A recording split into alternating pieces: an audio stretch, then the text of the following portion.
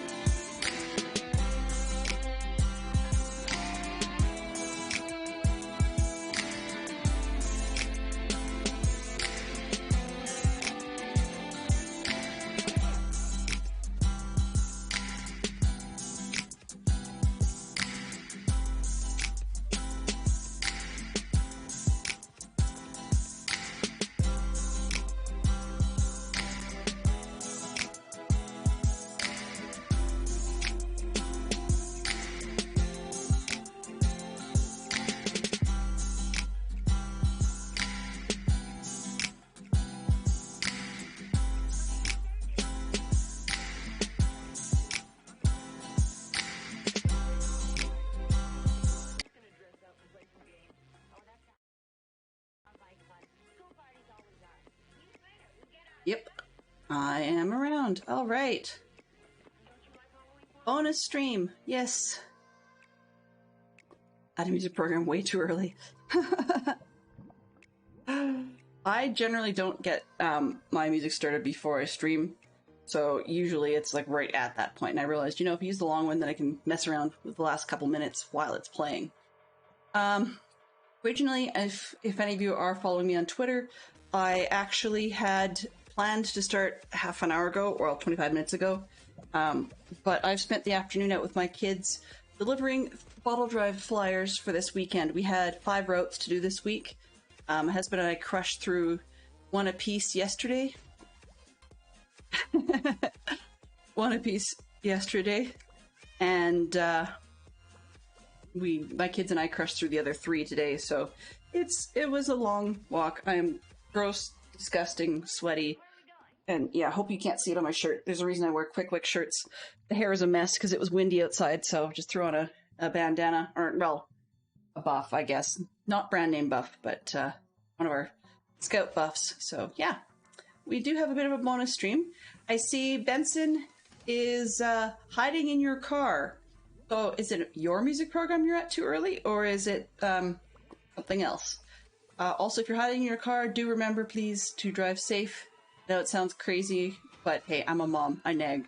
We're born to. So this morning we did a little bit of mining down, then we did Lego as the server reboot, and then we did some more creating the carpets. So yes, there's orange, but they're all color-coded boxes to start the stained glass with, so that we can get a move on once we get down. I just really needed to do something other than mine. But I think we have... Okay, good. We should have enough tools to get ourselves rolling. Probably not enough shulkers. That's okay. I didn't spend time trading, so we're all good.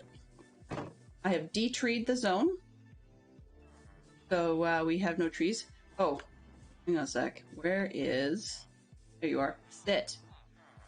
Don't need stupid cat following you around.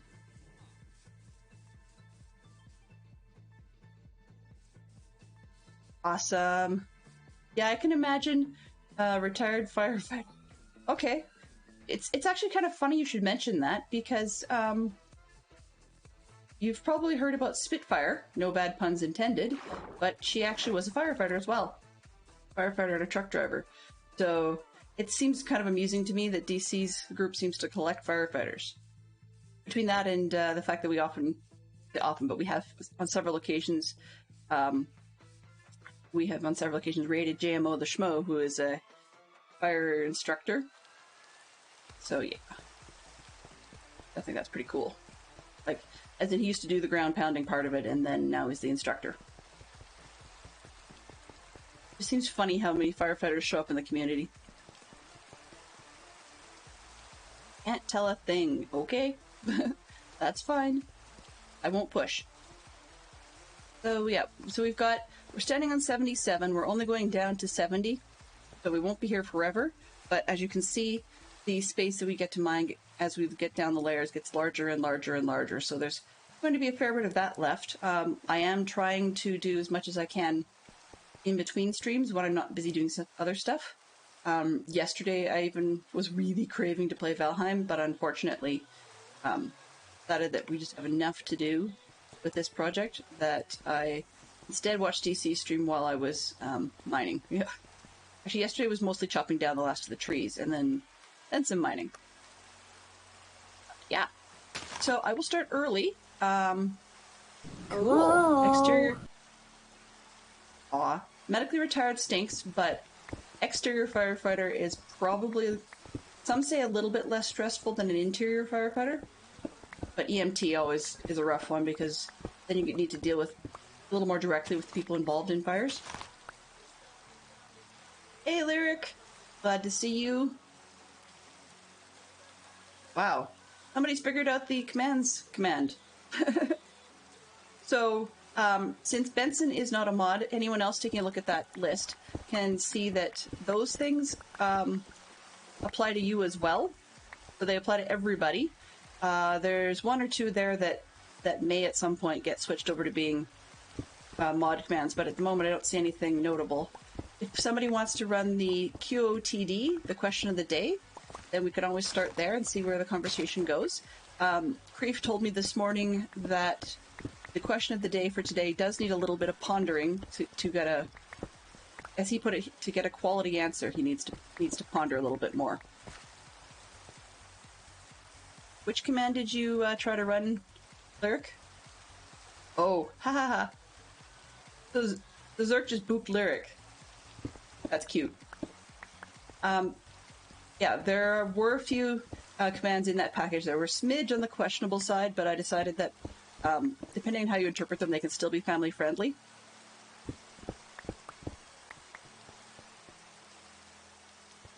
Uh-oh, we've got ourselves a boop war. Which, by the way, at some point we also have, I don't know if I've ever mentioned it on stream, we also have a King of the Hill game built in there.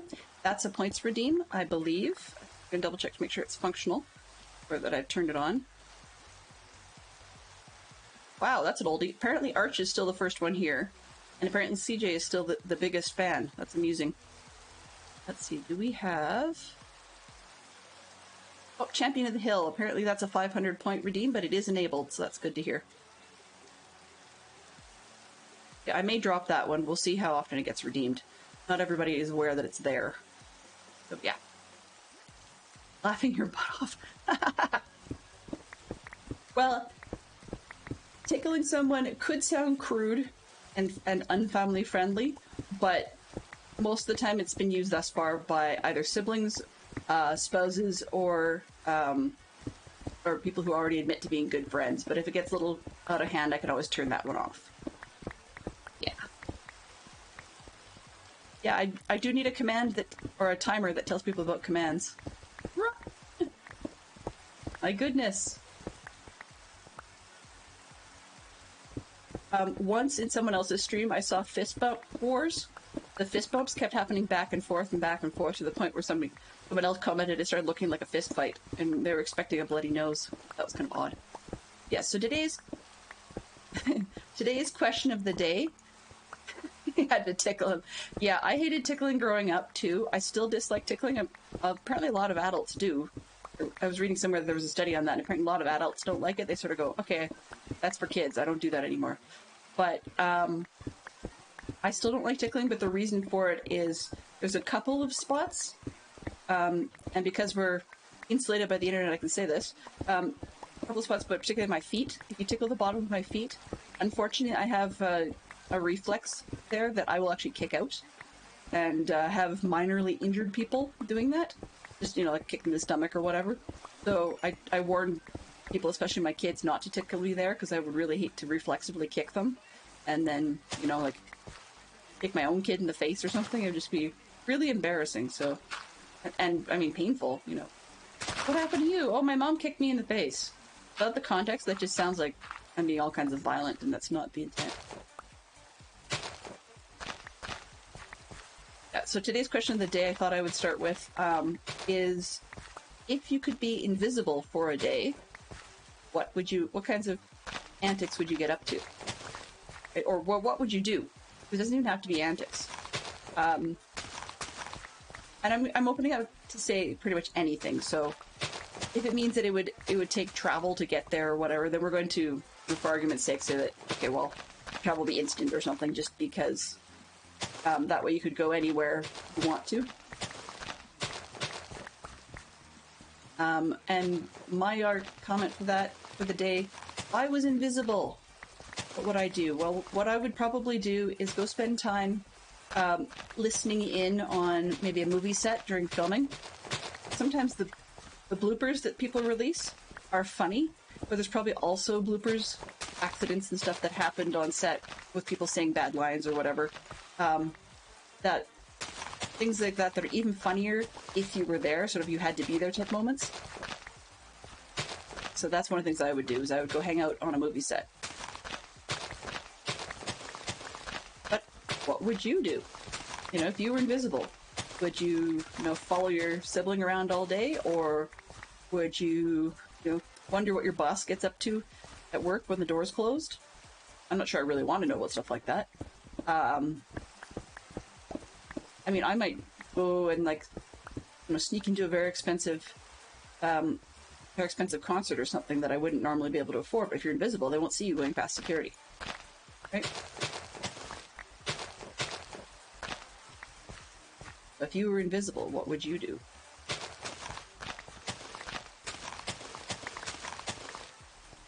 I'm still working on the question of the day command. It works, but at the moment it's a manual set. I actually have to set the phrase. But I've got a command that I'm working on. It's disabled at the moment because it's non-functional, where I'm getting it to add question of the day, so people will be able to add their own, and you just won't know when your question is actually going to come up being the question of the day.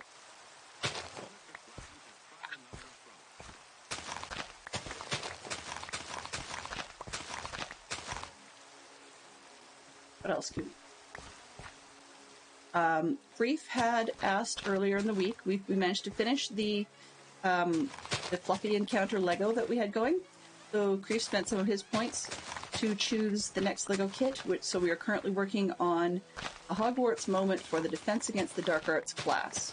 It's one of the book-shaped ones. So there's 6 of those moments released, and I think I've got 5 of them? Or, nope, I've got all 6. I haven't built all 6 yet. So that's what our Lego project currently is. Even though it says redeem the next Lego step, what I'm actually doing with it is it's 5 minutes worth of build. So whether it be multiple steps or showing off or whatever, it's 5 minutes worth of Lego time.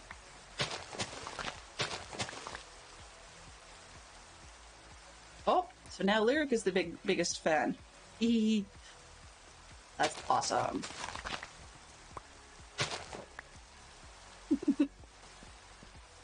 There's fun things in there. Should be redeemed correctly. Let me just... Platforms or final point. Okay. Did it rename it? It should have. Channel point. Bragging action. Oh, biggest fan. Play blah blah blah. Board set title. Oops. Edit. Nope, user is the biggest Yep. Yep. So it should change that to being... Next one is just my screen didn't refresh, that's all. Yeah, we've got rain, rain, rain, more rain. Real life, I'm tired of the rain and the wind, but that's okay. Today wasn't too bad. I forgot to get my conversions into miles per hour before I started stream, but we've had... Basically, I've got a kite, very nice double-handled stunt kite, and it maxes out at about 35 to 37 kilometers per hour in terms of what it can handle. And we were getting easily 50, 55 kilometers per hour with gusts up to 70. So, yeah, it was not a pleasant world. the trees were all over the place. One of the trees a few doors up from my parents' place, very nice large evergreen, it ripped itself out of the ground right by the roots. You could, my father sent me a picture, you could see the grass still attached to the root ball as the whole thing had torn down. Probably not, Zerk, but I don't plan to go past, let's see. Yeah, I don't plan to go past a 2-hour stream, so let's see, Eastern time, it would be half an hour before 10, I guess.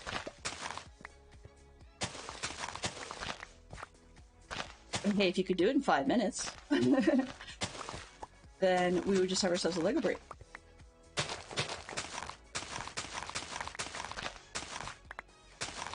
If you seriously did have it planned, I would actually just get out of the way, because it was a bonus stream I hadn't really warned anybody about in a big way. So I am trying to make Thursdays a regular thing.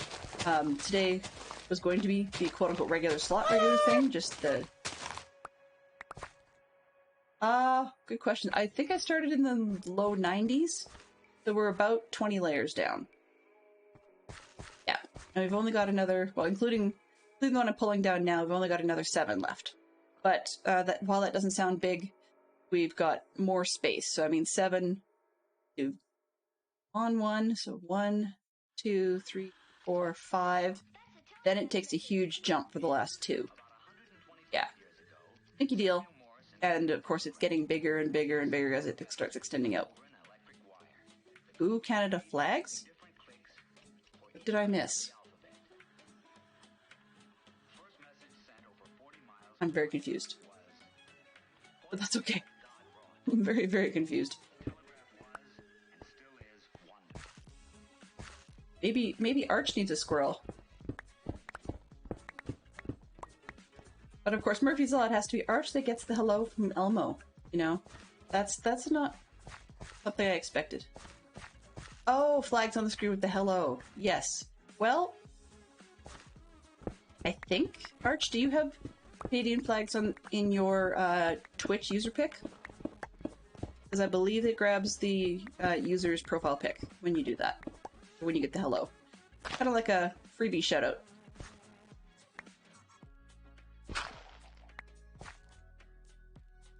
And yeah. I keep forgetting that I should actually update yours to a custom... Yeah, yours should probably be updated. Be a custom shoutout just for you, so that it pulls your YouTube channel.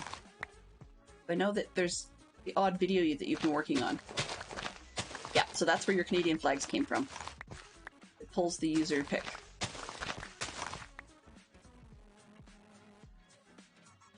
Oh, yep, you do, certainly. Definitely do. Cool. Yeah, my cheaty buttons will actually give me a quick look at the user picks. You don't have a YouTube channel? Well, where have you been posting the Phantom videos then? They all private thus far? Kind of funny when some of the, well, names bigger than me on Twitch, when I raid them, I laugh because halfway through they're talking about, well, you know, if I can't figure it out, I know Arch Thunder will figure it out for me. Or, you know, well, this is a modification on the Arch Thunder design I saw. I was like, I don't think we have people that like to ghost and pretend that they're Arch Thunder. But I will say it is stereotypical of Canadians not to want to take credit for much of anything. So that says a lot. Right there. It's funny, somebody told me the other day that we really do personify the stereotype of Canadians saying sorry more than the Brits do.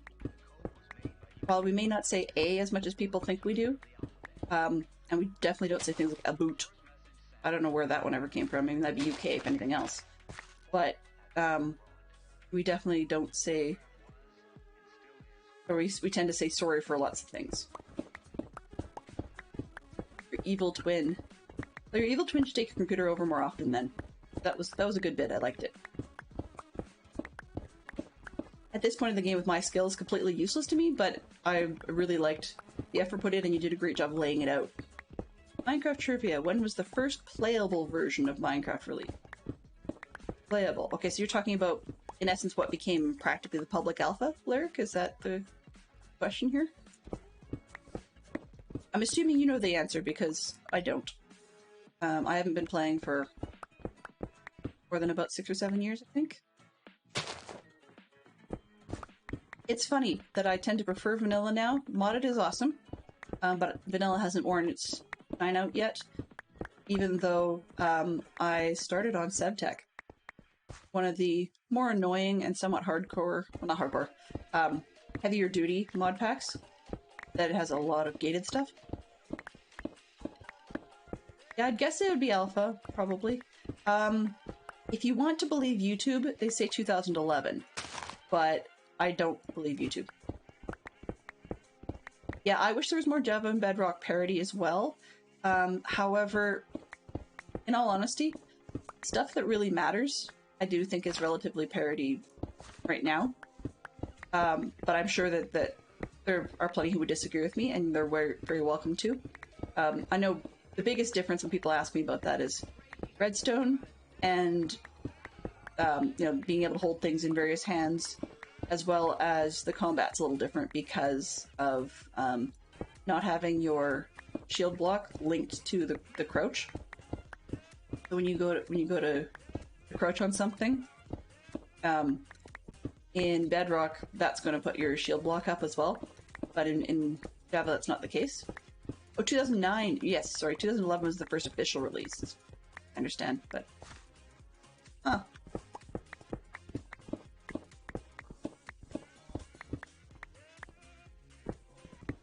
But yeah, it's pretty old. It's actually kind of funny because when I archive videos up to YouTube afterwards, strange enough, I've actually had a couple of views on them, which surprised me. But anyway, when I archived them, I saw that when you choose your video or your game, right? You can choose that.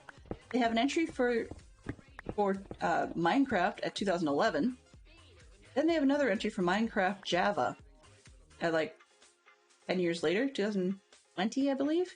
And I kind of think that's an odd thing to do because it never really changed. It was sort of Java to begin with. So I don't know why they have a second entry for that.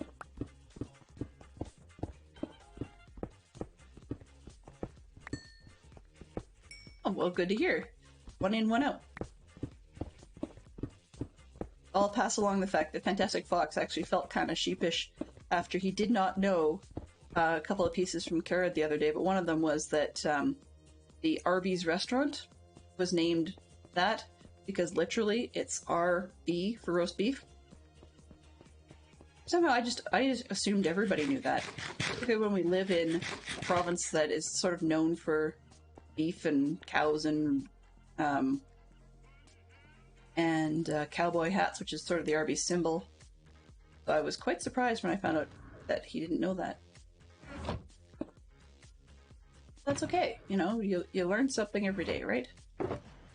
Running that one out of there. We're in this one. Oops, not the shield. Apparently it is, but I mean, on the other hand, you never know if that's a Dave and Buster's type of reference. I'll have to ask Carrot where he got it. But I just assumed that everybody had known that, because I hadn't heard that when I was little. Back we go. I've been playing Valheim in between, as I'd mentioned, and I'm still messed up on the key commands. Their runs and crouches are reversed to Minecraft. Yeah, their runs and crouches are reversed to Minecraft, and their open inventory is a tab button, whereas ours is the letter E, and what they use letter E for in Valheim is a lot of things, but it's your action key to pick things up and so on.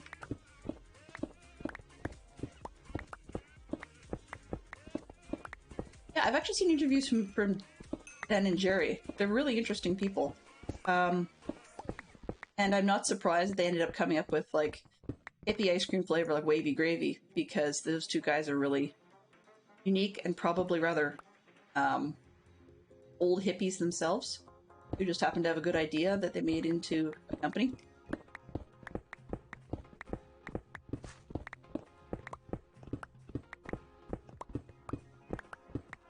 I can't remember what the other fact was that Carrot had. It was something or other. I had heard it, but I didn't think about it, so like I didn't register it as something new. In any case, yeah. One of those did you know nights.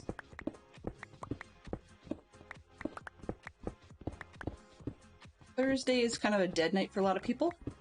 I don't know what DC's got on tonight, which is a shame because, I mean, I'm on his Patreon server. I should probably look that up. Makes it an interesting point of conversation. I think JBT is my mystery sleeper, because he's on the server right now. So yeah, I'm really looking forward to getting this over. The mining is starting to get to me. But on the other hand, it's not like door-to-door flyer delivery. You start out with a power walk, and you're just nailing it out door after door after door, and then after a while you start getting to the point where you're like, my feet just don't want to go up any more stairs. I think I would do better hiking than I do delivering flyers. But I don't know how they do it in part of Arches City, which is not that far from me. I've heard various different things from different groups up there about how they do their bottle drives, and I've heard different things from groups in the States. Oh, cool. Well, Business Insider's a little more trustworthy than Carrot. Sorry, I like Carrot to high heaven, but he may have fallen for it in the Dave and Buster's way. Yeah.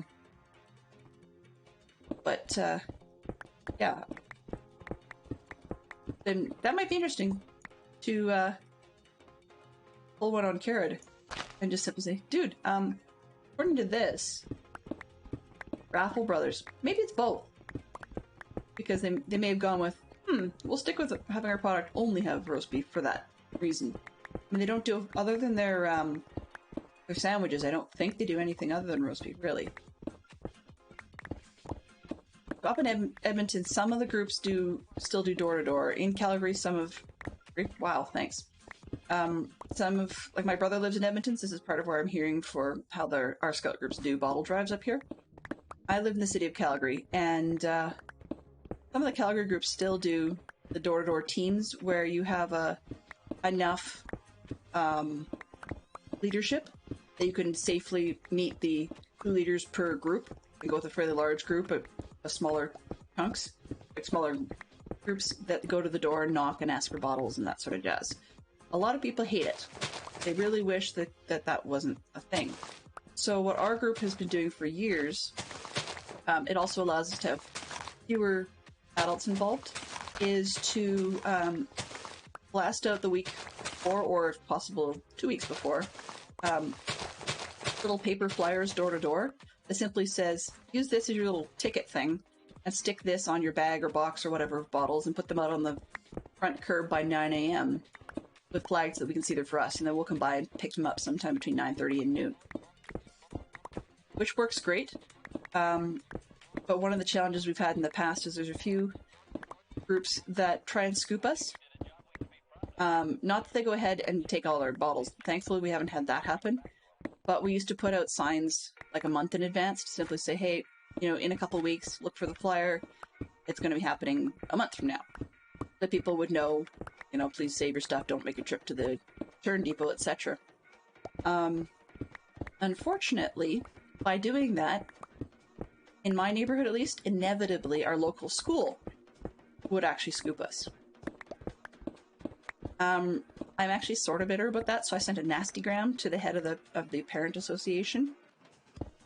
And, yeah.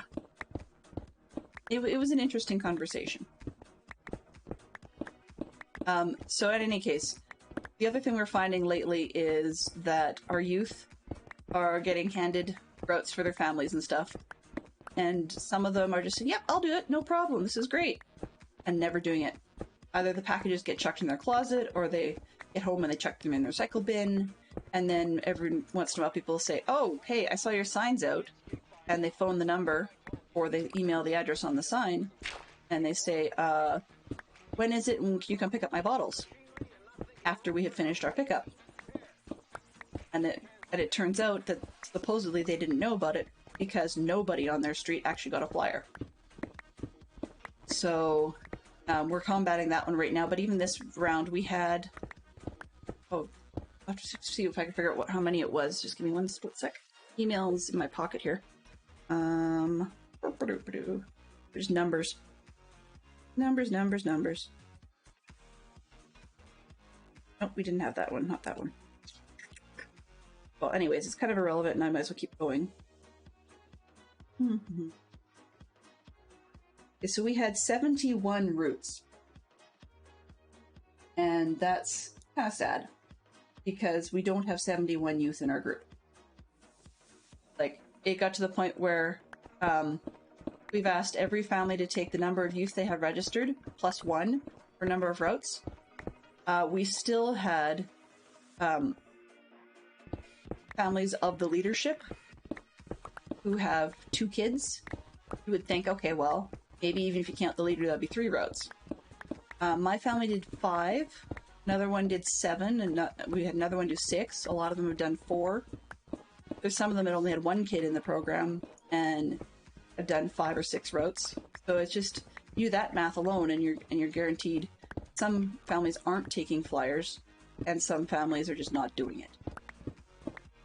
So it's frustrating because people complain that we fundraise too often for big adventures like jamboree trips or something, but then our group can't afford to make a donation to these groups, help reduce, like, to the groups of kids that are going, help reduce the costs, and help reduce how much fundraising they have to do, just because things that affect the entire group aren't getting done. So, yeah, that's my rant for the day. But the other one is I help my kids deliver flyers, and sometimes you find people home, and you actually have to give it to them in person, and they say, "Oh, what's this all about?"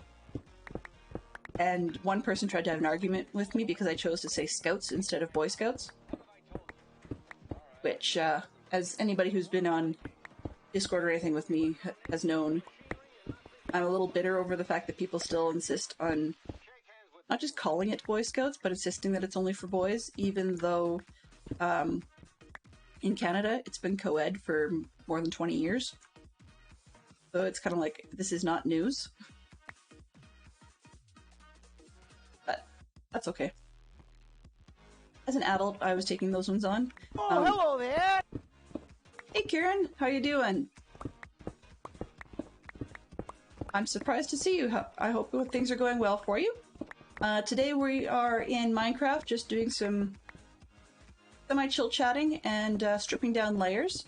I am trying to get to level 70 in a 150 by 150 space. So you can see this big square. Because I would like to build a stained glass art out of carpet. So yeah. I stopped by your stream, and actually, funny enough, after jokingly getting called wholesome by one of your members, I thought that was kind of amusing. I would never have considered myself wholesome, but in any case, after getting called wholesome, I was amused to note that while your stream may be for all ages in a please be warned format, there was generally the worst of it was actually the people chatting, far more so than the streamer. So I just thought that was kind of amusing. I've got a few other people that I follow and follow me in return and drop in from time to time who also have adult-friendly channels, like adult language, adult concepts friendly channels. So, you know, that's totally okay. I have no problem with that whatsoever. And anybody and everybody who wants to watch me can. I used to actually, when I first quit my job to stay home because I was having kids, I used to actually drop more F-bombs than necessary. But it would be like, oh, bleep, and so over the years I'm slowly getting rid of that. And so sometimes you'll find all sorts of words that usually are, even the context can be family friendly, but it's kind of funny because just about anything can be also considered nasty these days. Yeah, I know. I was in Firepower stream the other day, and there was a conversation that had turned really colorful because they were just simply talking about burger joints, and it just started getting really weird really fast. That was not why I left your stream, though. Even though the timing happened to coincide, that wasn't why. I had places to go and things to do. Well, I'm in Mountain Zone, so Colorado time, more or less. And for those that do the math, GMT -6 in the summer, which basically means that around about the time that Karen was streaming right smack in the middle of it, happened to be when my kids were wanting to start heading to bed, and so I went up to tuck them in and stuff like that. You know, have to do that whole mom thing once in a while. Yeah, so for a big build like that, I wouldn't say an addiction, but I really do feel that I work better in a flat place.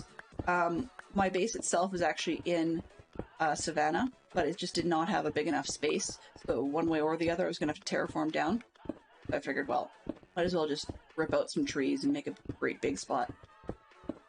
150 is actually, if I think about it, I think it might be smaller than one I did last year. I can't recall if last year's was 100 by 100 or, pardon me, 200 by 200, or if it was 300 by 300. But last season I played Bedrock on Dadcraft's Bedrock's Patreon server instead of his Java one, and carpet art I did for that season was a Ghostbusters theme. And in that Ghostbusters one, I once again like this season. I'm a little fussy about detail, so that I tried to go as low detail this season as I could because I just really didn't want a huge place, huge space to work with. 150 squared is pretty big as it is, so got a ways to go. I started in the 90s, and I didn't actually have to go down that far in theory, but as you can see, I've got a bunch of layers where things would have been messed up all over the place, and it would only look really good if somebody had flown in with their elytra, whereas if I actually flatten it down to dead flat, then it means that while it'd be a warped out perspective-based angle, everybody could see it a little easier, so that's why I'm doing it that way. With the base itself, over yonder, that's mystery book themed for the most part. I figured there was no way I was going to miss out on my one of my top 2 favorite characters. So yeah, Poirot from Agatha Christie is actually number 3. Although you'd be surprised considering I've got 2 big builds concerning that. But yeah. I had to stop by and see for yourself what this crazy woman's up to. I was just finishing up a rant on bottle drives. I am a Scout volunteer, so what that means, like, I'm a Scout leader volunteer in Canada. We used to call them Scout leaders years ago, but now they're more, the idea is they're more facilitators. I mean, truth is, nothing's changed with the younger sections. You know, when you get the youngest group, which in Canada we call beavers, the 5 to 7 year olds, it's still a leader thing. Like, no way around it. Cubs is once again a leader, but they're getting better at being able to lead themselves once you get them started on a good path. And then once you get beyond that to the ones that we actually call scouts and the adventurers, it's really more of an administrator, facilitator type of role. So yeah, so that's what we do. Is they call the term scouter in Canada. And yeah, so I'm a scouter for my son and my daughter, and 3 times a year we do bottle drives, so 3 times a year we have to go out and do door-to-door flyer delivery, which frankly is much more pleasant than the in-person talking to people. That's actually one of my least favorite parts, is when one has to do the fundraising portion, where you literally go door knocking and say, hey, would you like to buy blah blah blah, but the sad part is, unlike say CK Grapes and her daughter's Girl Scout cookies, or even in Canada's Girl Guide cookies, which are a different thing. But for our popcorn run, we do have to do that whole door-to-door thing, but it's all pre-order. You don't actually have a physical product in hand to sell, which is much harder to get people to do it. And we're supposed to, nobody ever does, but we're supposed to put it across to people on the other side as kind of like one of those public broadcasting donations. So really it's a donation to the group to help them with whatever it is. And then our thank you gift to you at that level is such and such. Which I always thought was a ridiculous way of putting it across. And so, like, what is it you want me to buy? Oh, but the reason we're supposed to put it across that way is because if you take a look at the cost of the product, like, well, I can just wander into, Walmart and get whatever I want for this popcorn business. It's an awful lot cheaper than what you're asking. That's not the point. So, every year there's always discussion on what are we going to do this year to make it interesting. And we're all pushed by our national program to set goals for the youth and how much they bring in, which is all well and good, but there's got to be ways of doing it better, I guess. They had an online system. It was actually put in just prior to COVID, but it was sort of amped up. That's what I'm looking for. During the COVID break. And that's great, but Canadian Scouts, while their program is great, I love the program. I absolutely hate their shipping system because they keep acting in many different capacities. Shipping is one of them, as though Ontario is the only province in the country. Which means that basically everything is negotiated with Ontario companies, everything is shipped out of Ontario, and of course the farther you ship, the more it's going to cost. I mean, logically that makes sense. But then everybody across the country has to pay the higher rates. They don't amp up the Ontario rates in order to make it more even across the country. So if you live in Ontario, things aren't that bad. Online sales were fantastic, and they were wondering, they say, well, why is it that far west province, like British Columbia, is the worst in terms of online sales? Because the people ordering online aren't stupid, and they're not going to pay as much or more for the overpriced product online just in shipping. So every year there's a huge push for the door-to-door convoy and get people to order through your local youth, and then they actually have 18-wheelers come in with pallets upon pallets upon pallets for a huge warehouse full of what people want. So, like my zone in Calgary, they actually have like 2 18-wheelers come with pallets full of stuff, and that's often not all of it. There's often a bunch of them, and then they put together the orders, and then that gets dropped at somebody's garage, who then has to in turn put together the smaller orders for the youth's family to pick up and then deliver. So yeah, it gets a little funky. There are days that I commiserate with Tomazon. Or Amazon, sorry. In any case, yes, today's not all about the rants. It's not. The question of the day here, I'm actually quite curious for any of those who missed it earlier on. The question of the day is, if you were invisible for a day, or even two, but if you were invisible, what would you do? What would you get up to? So yeah, that's always a challenge. And the caveat on that is, of course, preferably something family-free. Family-free? Family-friendly. Family-friendly, politics-free. That's where I was going with it. Politics, religion, stuff. Which I recognize highly limits what people would do if they were invisible.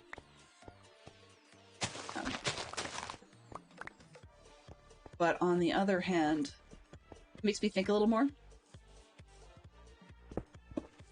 I mean, that often expands out, and we can take another look at, okay, well, if you actually had a superpower, like a superhero, it could be, and I know we're not talking the false superheroes, a la Batman and,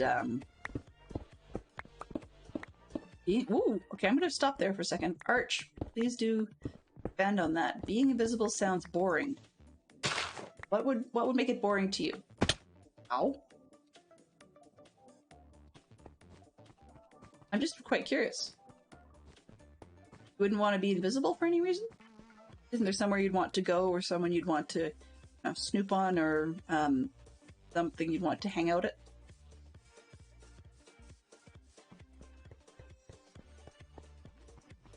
Being invisible to me sounds pretty cool. You get all kinds of places where security would normally stop you. I mean, things like, this is going to sound really weird, but one of the things that you could do if you were invisible, such that you could slip past security, so we'll put that in there.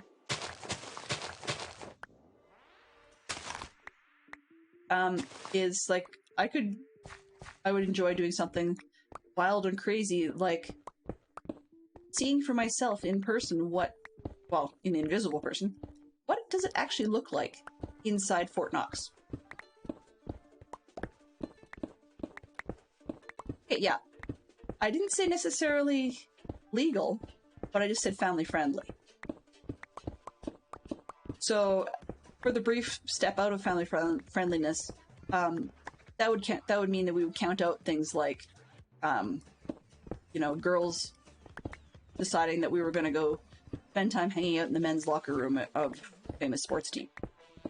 Like, that sort of stuff would be off the plate.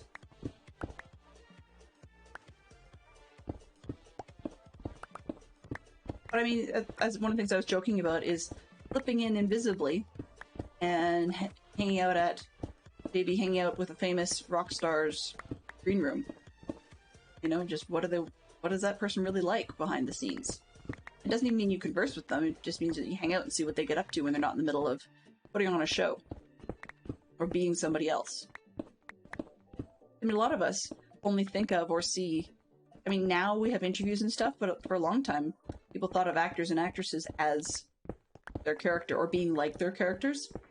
But there's some that are very much like their characters, and there's some who are very different. The method actor variety, though, are scary people. And the reason I say that is that people like...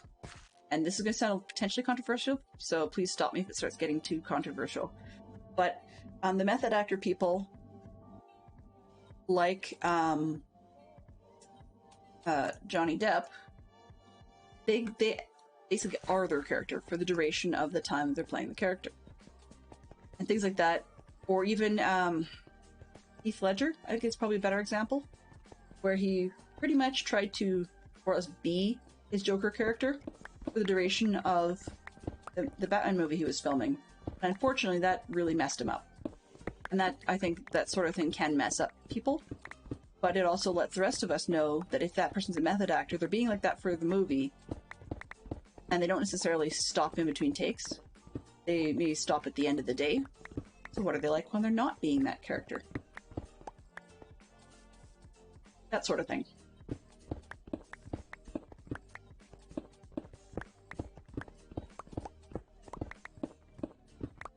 I mean, if there's... What other sorts of light illegal things would you want to get up to? I mean, maybe it might be kind of fun to hang around inside Buckingham Palace and see what the Queen and her staff get up to when they're not in the public eye. That technically is illegal as well. But it's one of those semi-harmless illegals. There's all kinds of zones that people would want to get to be... I mean, in the States, they may want to be close to the president, whether you like the president or not. The example is there. I don't know if it would be easier being invisible, or if it would be better being invisible, but there's things that I just think it would be kind of interesting to do if you could slip in because you're invisible. On the other hand, I'm glad it would be only for a day or maybe two, like if it had a limited duration. If I had to turn invisible and couldn't come back from being invisible, that might be a problem. I think I would really not want to stay permanently invisible. Making the distinction, of course, between being invisible is not being a ghost, so you wouldn't have to die to become... That would just be rotten and then some. Travel.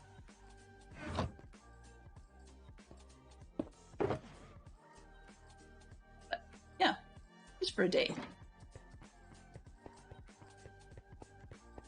If you could choose to be invisible for the day, Lyric, what would you get up to?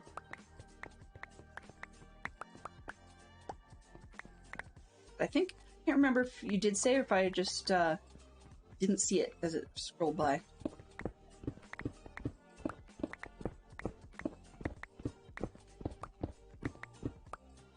I mean, it would be interesting if you could choose to be invisible.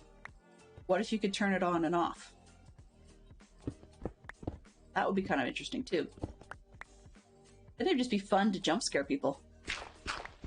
Just go invisibly, stand right in front of them, and then suddenly become visible right in front of them.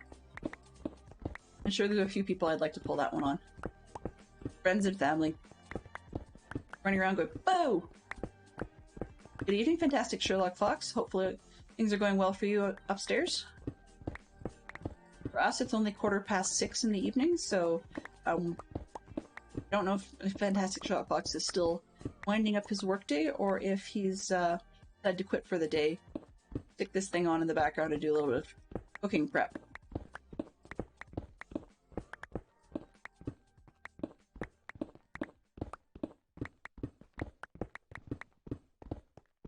I will say though, Arch, sometimes you've commented about people wanting things, as in like asking you dumb questions or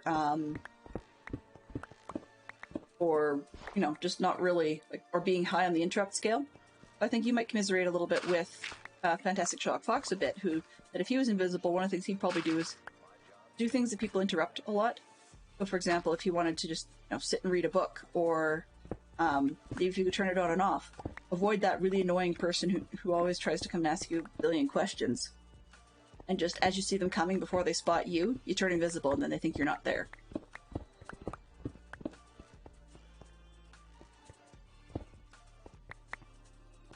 Ooh! Lyric, is that a story you can tell about jump scaring somebody? Because that sounds like fun. I don't like necessarily being jump scared in a game or in a scary context, but just if it's just a lark and make people chuckle, then that sort of thing, I'll take it as much as I enjoy giving it.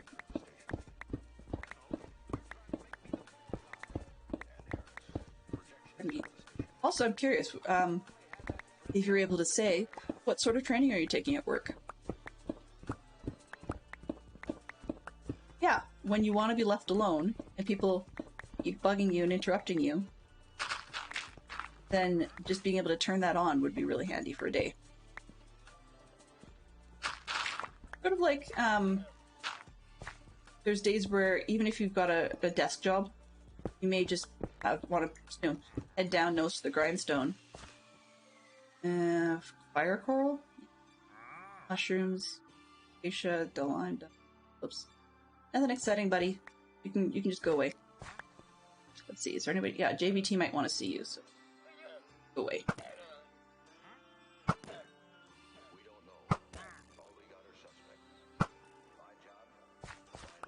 Fantastic Sherlock Fox? Please don't tell Sheep Queen I just did that.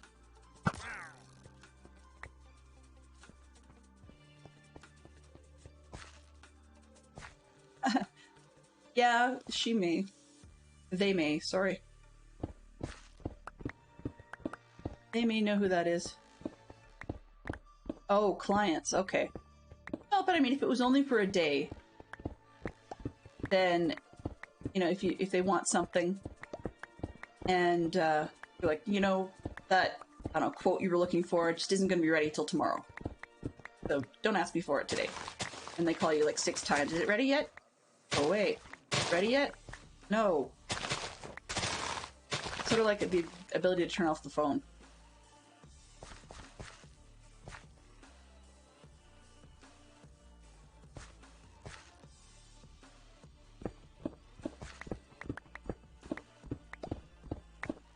Oh, Lyric is booping everybody now. You're the boop monster.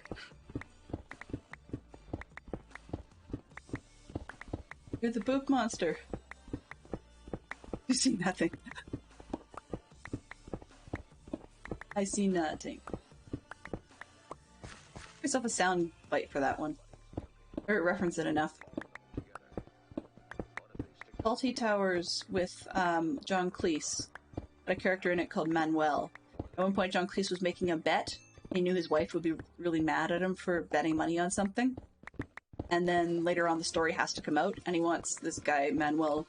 I think he's a kitchen waiter. Anyways, he wants Manuel initially to not tell the wife. So Manuel's saying, I know nothing. That works great. You know, I'm from Barcelona, I know nothing. Okay, fine. And then later on the story comes out, and something happens, and he does need this Manuel to corroborate his story. And Manuel keeps insisting, I know nothing. I definitely know nothing. I'm from Barcelona. I know nothing, Mr. Faulty. Nothing. And he's like, Manuel. So, yeah. I'm a fan of old Brit TV. I'll throw that in with everything else. Today it's Brit TV. Last week, I think, with Benson, it was American old TV. We have cut cable, which makes it even more appealing to watch the old stuff.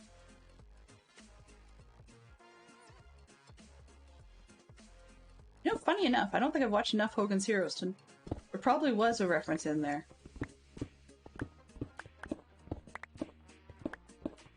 I need to watch more Hogan's Heroes. The other one I'm missing, actually, I haven't watched in ages. Ages and ages, is Green Acres. Because Zsa Zsa Gabor was hilarious in that one. But, I mean, there's a lot of things that came up in old comedy that is fine in comedy, but would not be... politically correct isn't the word. No. And it would not be uncensored today, but it wasn't crude. It's just that sometimes we use references or... there's discrimination involved in things in the old comedy that would not be allowed anymore. But sometimes the best lines happen to because of the situation they were finding themselves in.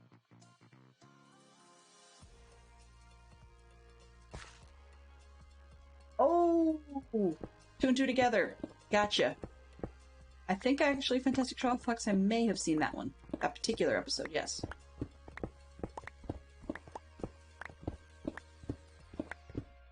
I'm thinking of the helmet.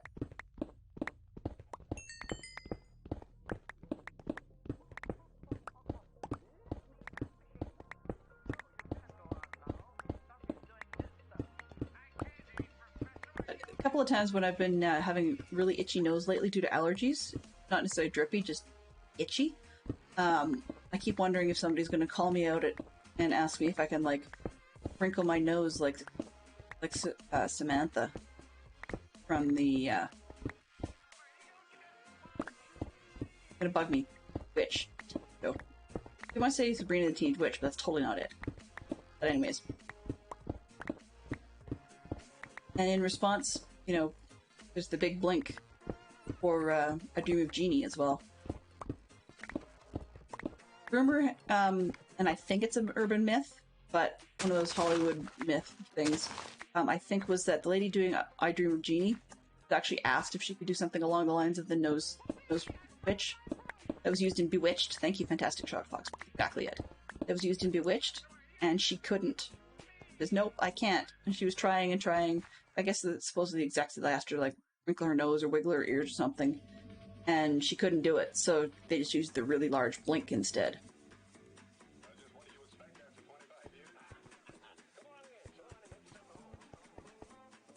Yeah, reruns of old TV shows are my thing. Sometimes old movies too, including some really cheesy family-friendly movies. Wow. Which makes me think of... We talked recently about Carol Burnett stuff, so we'll back that up into Annie from the 1980s. Carol Burnett did a great job as Ms. Hannigan, but that one could argue by today's standards, the way they dressed the character would not have been appropriate. So when they remade the movie, they made the Ms. Hannigan orphanage running person. The character is far more annoying, I guess. And I just didn't like the new one as much. But some of the old flicks I get a kick out of, like right around Halloween, just for fun. I like watching an old Don Knotts movie called The Ghost and Mr. Chicken. And but Don Knotts' character is a movie reporter. Movie newspaper man. A newspaper man in a small town in the movie. And he gets suckered in to doing a story about a house that is supposedly haunted. And the Paranormal Society really supports the idea that it's haunted. He's scared, but the newspaper people and his friends don't think it's haunted, so he gets suckered into and assigned, I guess, to spend the night in the house. And, yeah. Of course, it turns out it's not haunted, but how the things are being done and why the tricks are being played on him are quite funny. And Don Knotts is just, he's one of those physical comedy actors, as we talked about recently with Tim Conway. Yeah, Tim Conway and Harvey Korman. Oh.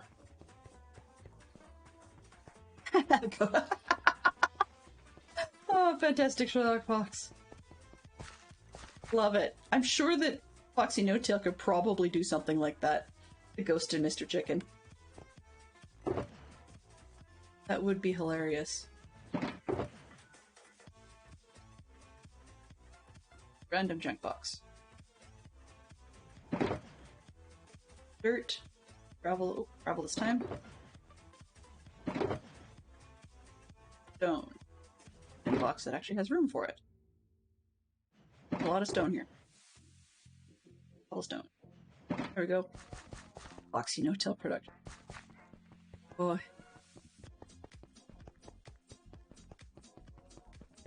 I'm sure if it really was a spoof of that concept made Fantastic Sherlock Fox, it would probably be something along the lines of the villain being Mr. Onion.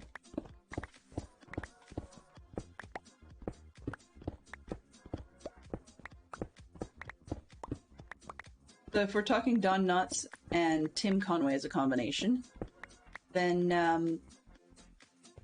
my cheesy, family-friendly recommendation in that one is a Western movie involving the Apple Dumpling Gang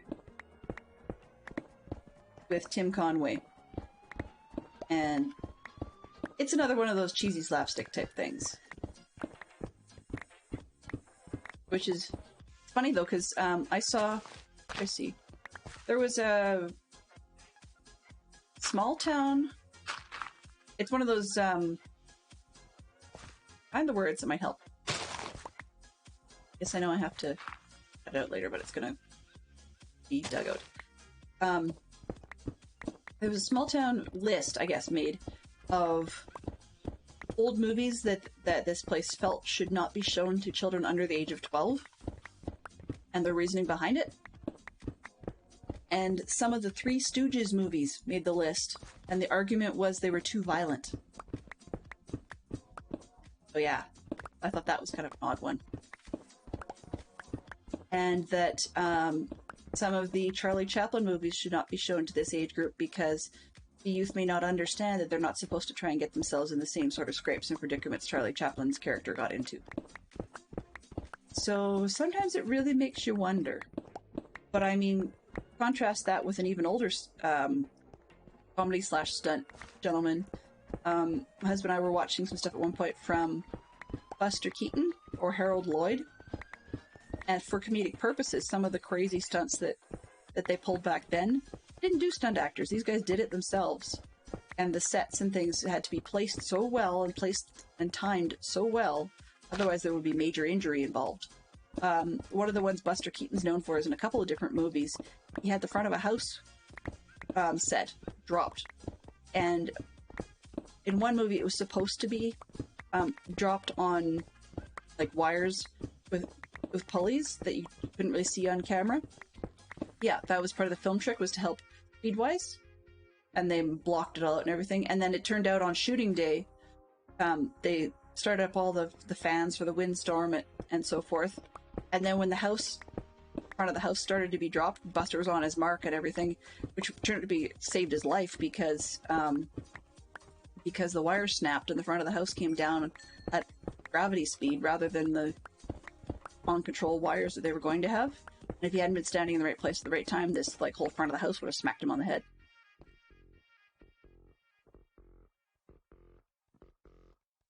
Yeah, exactly. So when I was in grade 9, so that's many, many years ago, I did a whole presentation for 2 hours, I think it was, on movie magic, and as in like film effects, to discuss the history of a lot of those sorts of things where they'd film it backwards, or something would look like it's high over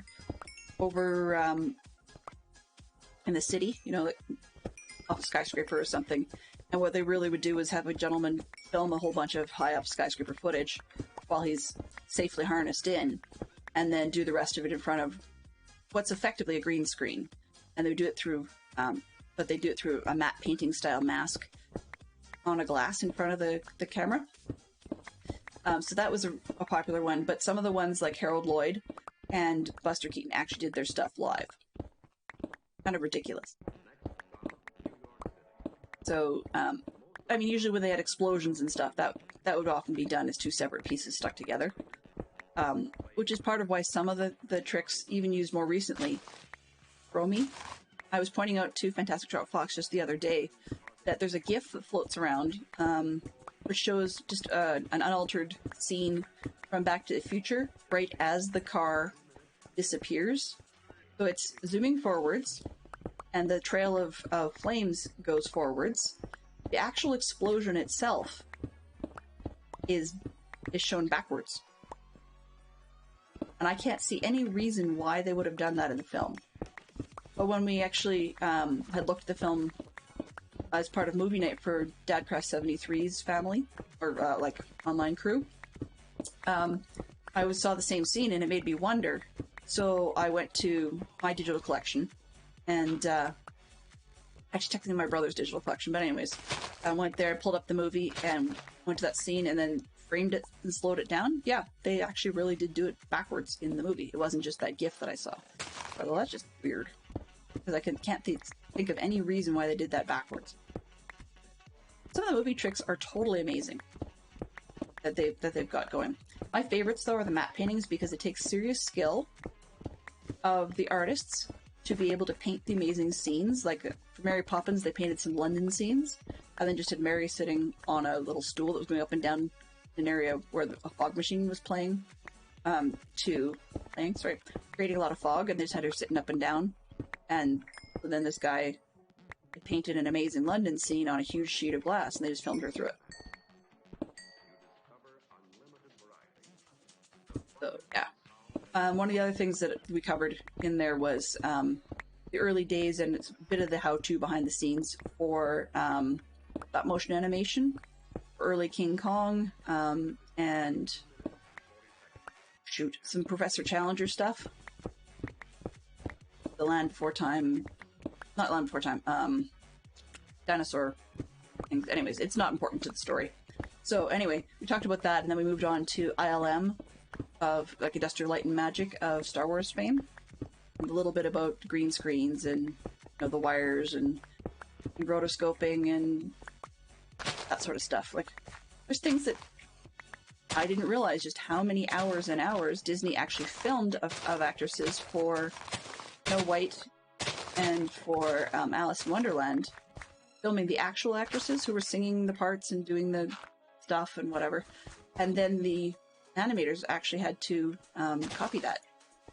Like, literally, they had copies of the frames, and the person had to act the role, and then the animators were told to basically draw over top of it. Pretty much trace it. So I thought that was kind of amazing.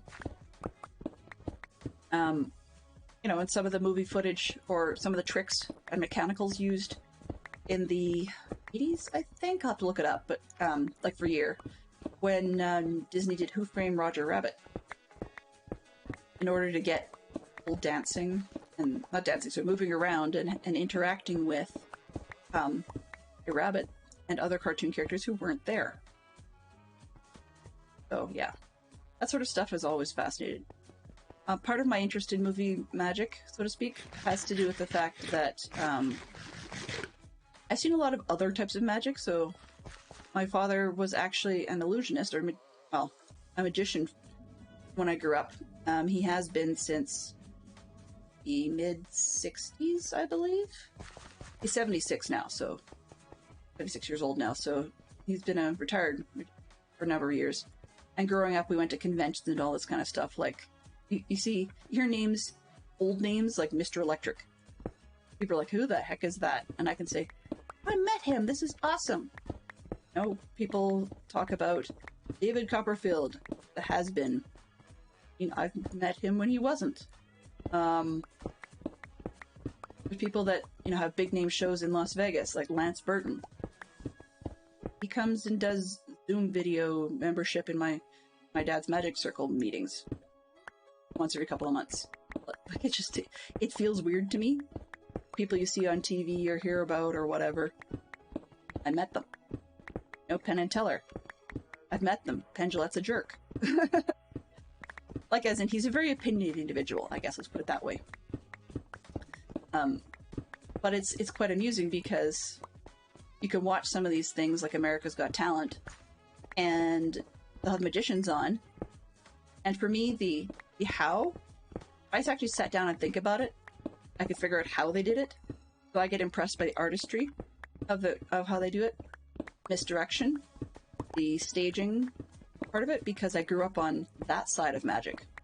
And that's actually part of where my presentation way back when had devolved to, was a discussion of actual magic on film.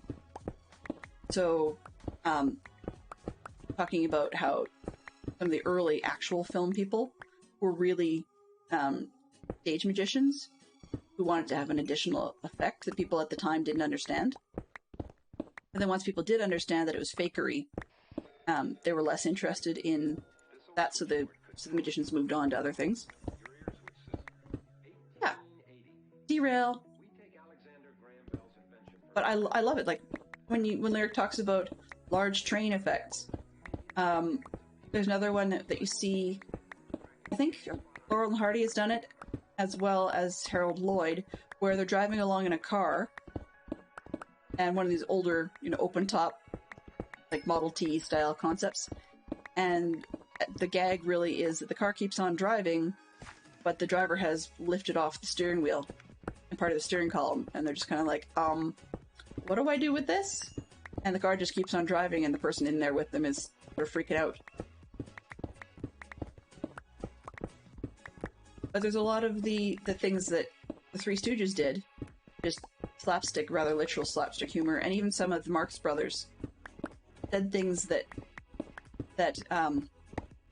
in context are funny, out of context can be misconstrued as being like pickup lines, or even intentional pickup lines that nowadays we're like, you know, you just don't put those in a family movie.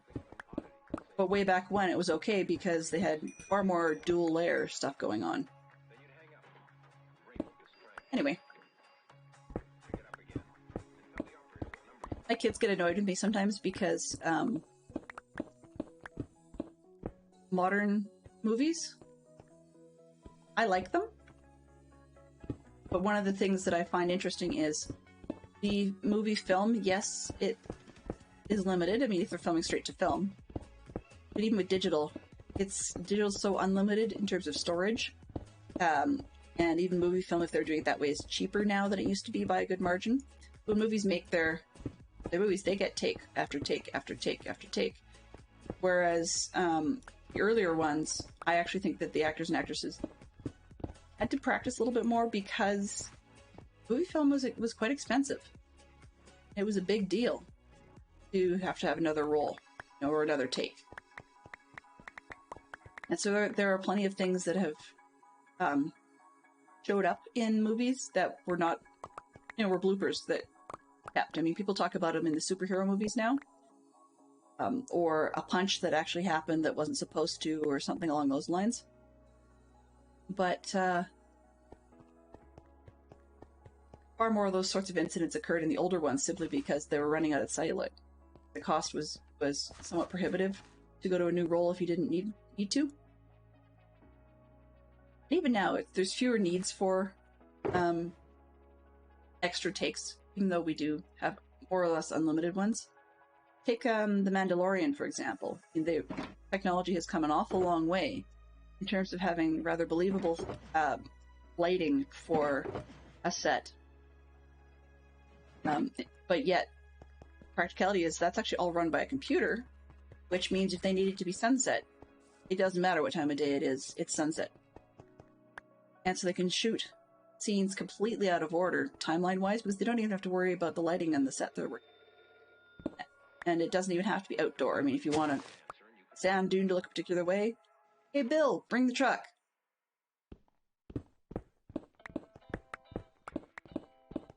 So yeah. Funny, it sounds like I watch a whole lot more television and movies than I really do. I'll admit, I haven't quite figured out exactly what year it was, but there was, at some point, sort of a cutoff where I just didn't really connect with a lot of the television and movies beyond that point. So I figured when that was. It's funny, because I'm not 50 yet, and yet I'm enough of a fuddy-duddy media-wise that I have well and truly developed the early stages of the get off my lawn category. I feel sorry for people who put up with that. They say, hey, do you want to go see such and such? No, not really.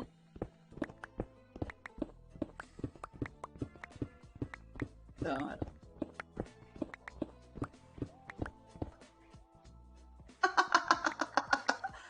oh, fantastic Sherlock box. So how far did forgetting to turn on the pot to boil set you back?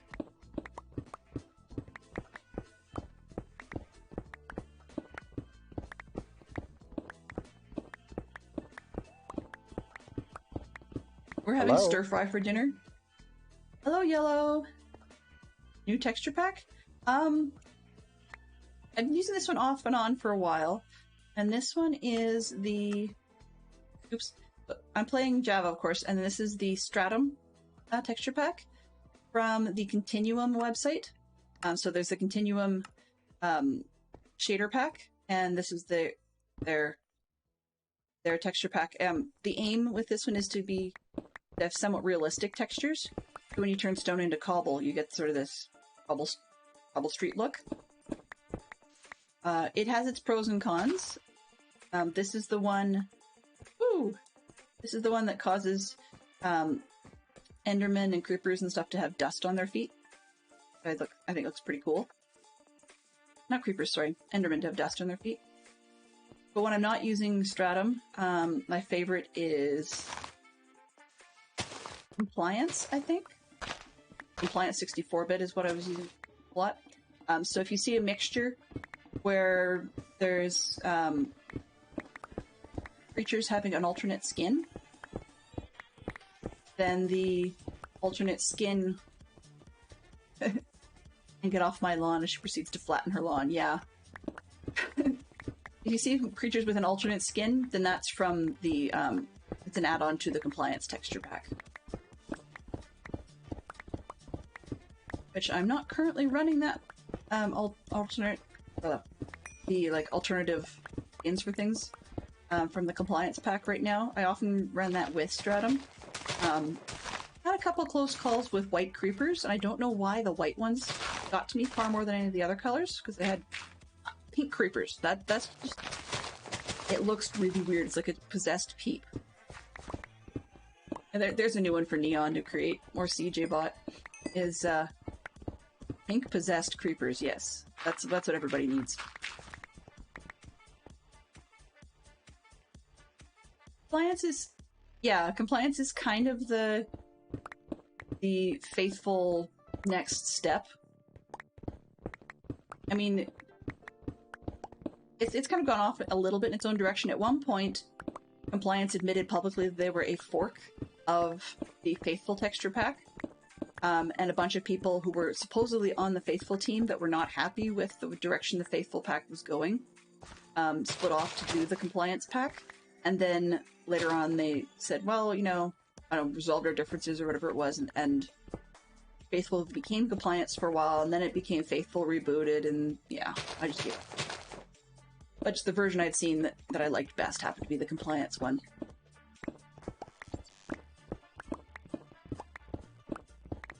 truthfully, I don't think there's as much of a line between the multiple texture packs for Java versus Bedrock anymore. I'm not saying that's the case across the board, but in looking for texture packs this season, I was actually surprised to see that there's quite a number of them that it becomes click here for Java, click here for Bedrock. But they're not one file that you can install in both places. Of course, MC pack versus MC add-on versus all that stuff. I don't really want to fall in that hole. It's a little deeper than I want. 70 is down there where the torch is. I just don't need to fall in that hole quite yet.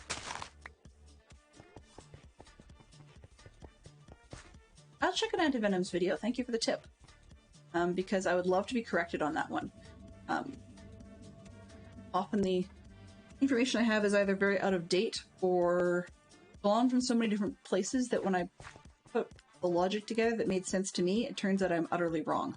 So, yeah. No. That's not just in Minecraft facts. There's a lot of things that come out of Delen's mouth that are Snopes would have a bad day with, that way. Not intentionally selling you up the creek with a, you know, yep, I've got a bridge in Kansas to sell you. Yeah. But veracity is not necessarily one of my strong.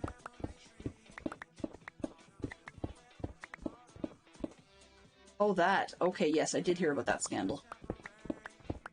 Claimed he was given control, and yeah, and the tech creator was pretty upset. It's one thing to get permission. Oh, okay. One thing to get permission, or even to fake permission for an alternate platform, and do a straight-out port, but the person didn't just do that. They claimed it kind of their own additions and alterations and did something different with it. It got messy. I'm trying to... Oh, I see. Okay. Yeah, rabbit holes. Oh, I know about rabbit holes. I agree with you. Sometimes we're like a dog on a bone, you know? You just gnaw until you get satisfaction. All those twists and turns, and we gotta find out both sides of the story, and just the facts, ma'am, just the facts. But we want all the facts as quickly as we can get them. Sometimes it's funny because while I really appreciate creators wanting to be recognized for their material, and really they should be, because this is not an easy, free thing for people to be making texture packs left, right, and center.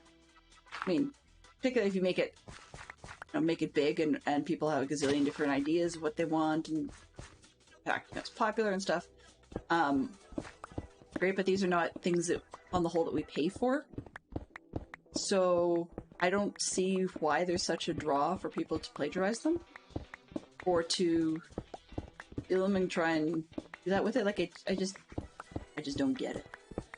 Maybe there's one. If I could turn back the clock and be invisible for a day, I'd want to be a kind of fly on the wall during that conversation, or privy to what was the internal monologue inside the plagiarizer's head. Be like, dude, why? Why? Just don't get it. Do any of you remember, I was talking with my kids about this the other day, do any of you remember when it was a really, really normal thing for people to go down a Wikipedia rabbit hole, or even a YouTube rabbit hole, where you start with one thing and then you keep getting clicking on the recommended for you link or related to this article link? I used to do that a lot. Something my dad sort of got me hooked on when I was younger was like if you're in the middle of reading a Wikipedia article about something and, oh hey, this bit's interesting right in the middle here, and click on the little underlined link and off you go somewhere else. For a while that was a thing, but now it seems that just everybody, their dog loves the aggregated information, and people don't talk about going down rabbit holes as frequently. At least not in the world I'm exposed to. Although I will admit, I do kind of play the ostrich with my head in the sand sometimes, just to avoid getting overwhelmed with too much input. I wouldn't call it information, but too much input. Because it's too difficult sometimes to sort the seeds from the chaff. I guess maybe one way of looking at it, borrowing from my favorite Sherlock Holmes character, he talks about, Sherlock Holmes' character, Doyle has him talk about how his brain is like an attic or lumber room, where he only needs to store what he finds useful to his line of work in his life. I tend to store a ton of random flotsam and jetsam, but for everything I stick in there, I swear I lose 2 or 3 others. Need more input! Johnny 5 needs more! Oh, here, Johnny, read the encyclopedia. I'm done, need more. What? But yeah, so it's like that. So there's a ton of random useless data in my head, but every once in a while, oh yeah, there's this fact, such and such, and then the older I get, year by year, the more I wonder, you know, it was true when I heard it. At least I thought it was. But maybe it's not. And I started second-guessing everything. I mean, obviously, you won't second-guess things like veracity of the provenance of your chicken at the grocery store or something like that, because A, it doesn't matter, for the most part, and B, there's no reason for anybody to fake that anyway. But, yeah, there's... I just don't want to think that, you know, half the random useless knowledge I have in my head turns out to be a Dave and Buster's moment. Because, for many years I've kind of not been the nicest person with regards to poo-pooing those that tell fish tales, big fish stories. And I don't want to discover at some point that I am the person who tells those fish stories, even when I legit thought they were true. There's that. Well, sorry to hear that you have to get going, Lyric, but there's always next time. And we are at... Geez, we're still at Y76, so we'll be here a while. You won't miss much. Thanks, Lyric. It's always fun chatting to you guys. So, yeah. It's actually the other thing. One of the reasons I don't chase the rabbit as much as I used to. Well, one, I mean, White Rabbit and all that, family-friendly related, but one of the reasons I don't chase family-friendly club, I don't chase down the rabbit hole or try and pull that yarn for the other end of the skein as much as I used to is because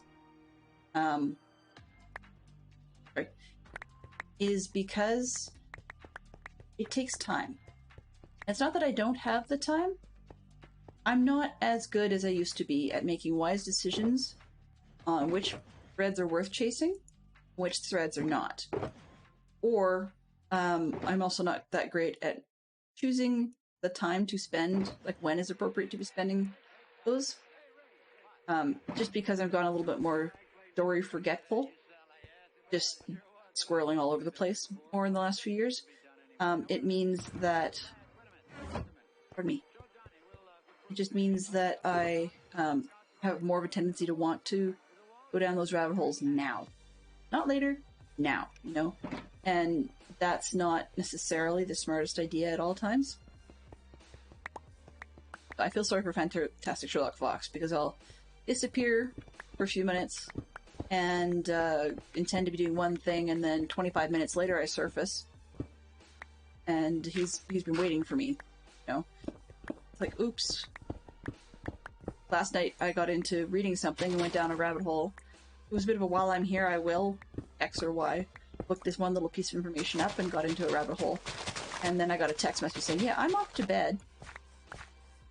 And I realized what time it was and how long I'd been away, and I felt like such a...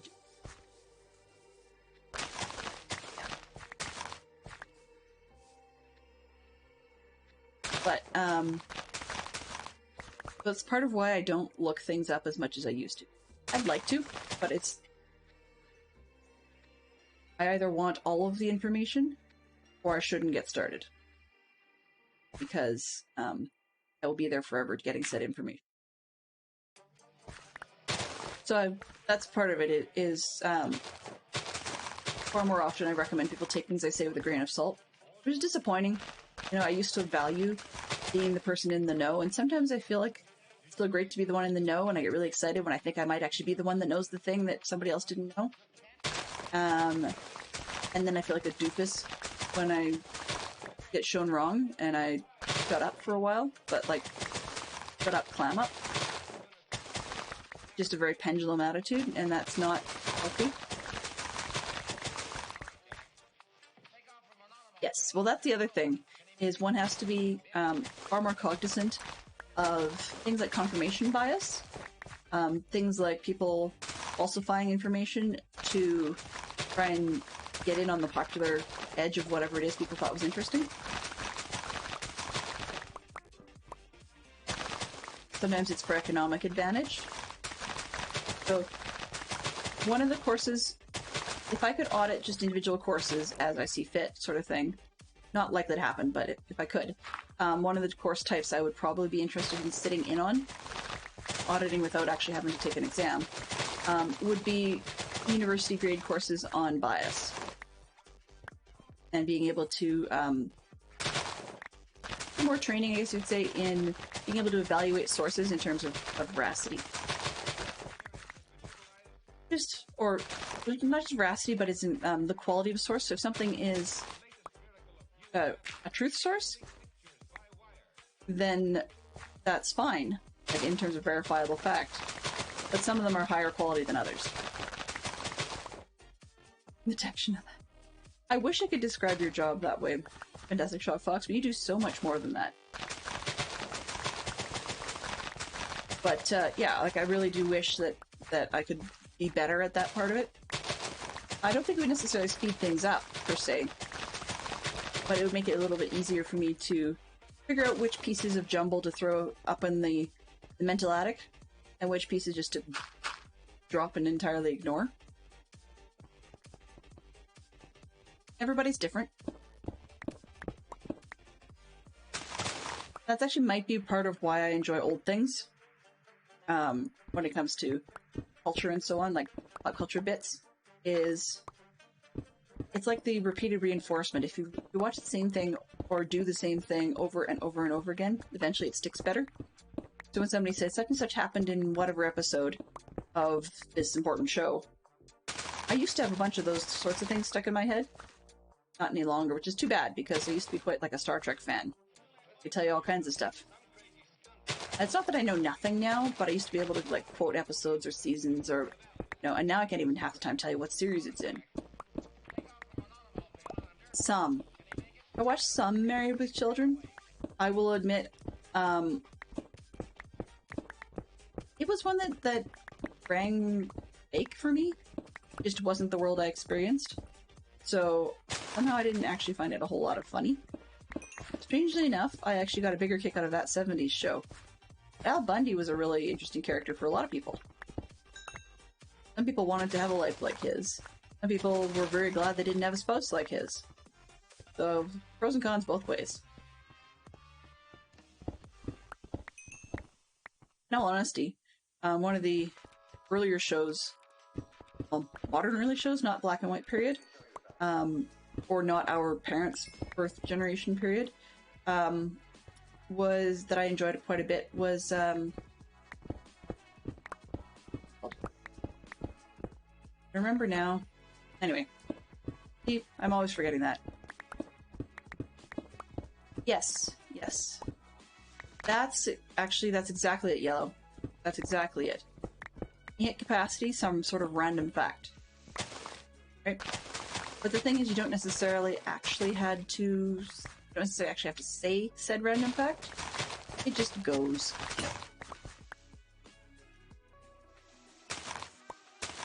Not there.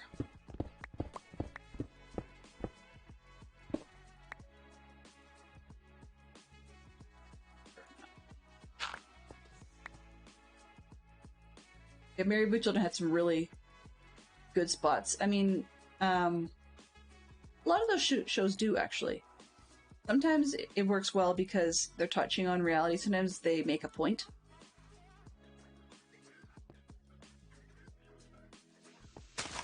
I ended up watching more of stuff like Sliders and bits and bobs of things like That 70s Show. Kind of cheesy. But there was one with Tim Allen. It is Tool Time, like Tim the Toolman character. I never remember what the actual show was called, though. But I used to watch an awful lot of that. There's a bunch of stuff that I actually used to get stuck watching rather than actually intentionally watching it. So, even though there's only 2 in our family, for some reason my brother absolutely loved watching Malcolm in the Middle. Which is weird, because that actor, I think it's Frankie Muniz, has definitely had a bizarre life after that. But I was never really into Following the Stars as well. Home Improvement, exactly. See, you know, I could probably use one called Brain Improvement.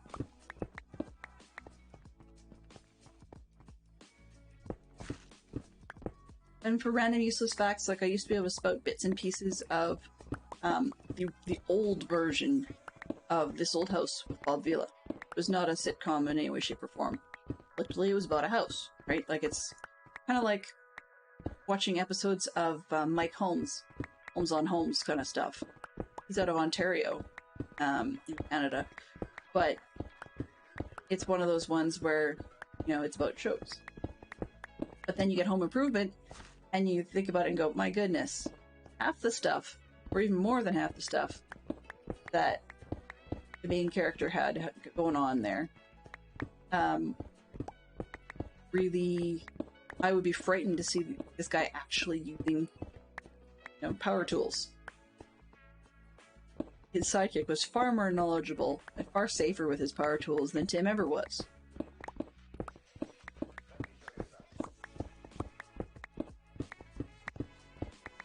But, yeah. I mean, Fantastic Sherlock Fox and I have had a conversation about this multiple different occasions, where I grew up in the 80s, like a lot of, you know, I would say like a lot of people, but that happens to every generation. I grew up in the 80s, but that doesn't necessarily mean I remembered and or liked 80s stuff. I didn't really start reconnecting to television and songs and movies and stuff till the 90s. I didn't skip the 80s era, just I was a kid. And in that whole sub-10 window, not much sticks.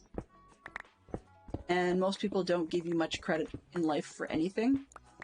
So I think we're trained by our North American culture to not really register what happened in that period.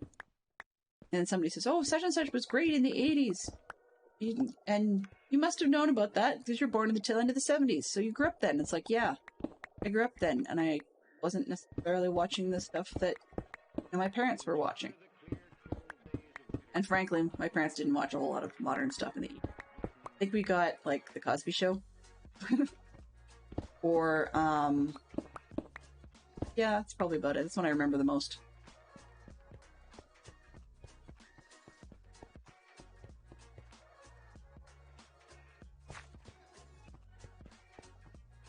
There are plenty of people I know that actually collect tools. Or, sorry, let me say, not that I know, that I have met that actually collect tools. And I'm kind of glad that our household did not become one of those households who was subject to that. Can't imagine having tons of rather useless, extraneous power tools in our house. Not. It's funny, because we've had certain ones like a drill press for ages, and don't do a whole lot with them. Just, work has made Fantastic Sherlock Fox too busy to be doing a lot of work with the tools, but I mean, when we do have to do a DIY project of one sort or another, he definitely has ball pickaxe. You know, he definitely has the right tools. But it was funny because we were helping our kids with their Cub cars this year, or for those of you in the States, the Pine Derby cars. And they wanted to countersink some items in washers in as extra weight. So they had to drill out part of it. We didn't have the correct drill bits for our drill press. But the funny bit was that I actually knew what the right ones were, they were called. So I had to go pick them up, which is not one of those things that most people would know. It's not one that we're going to use all that often. Not something that normally you have sitting at the top of your head. And I couldn't pull it on command. But when we needed the information, it was there. I knew what they looked like, I knew what we were aiming for. But we just don't use these things. And I find that kind of funny because we have so many of the right, quote-unquote, the right tools, we just...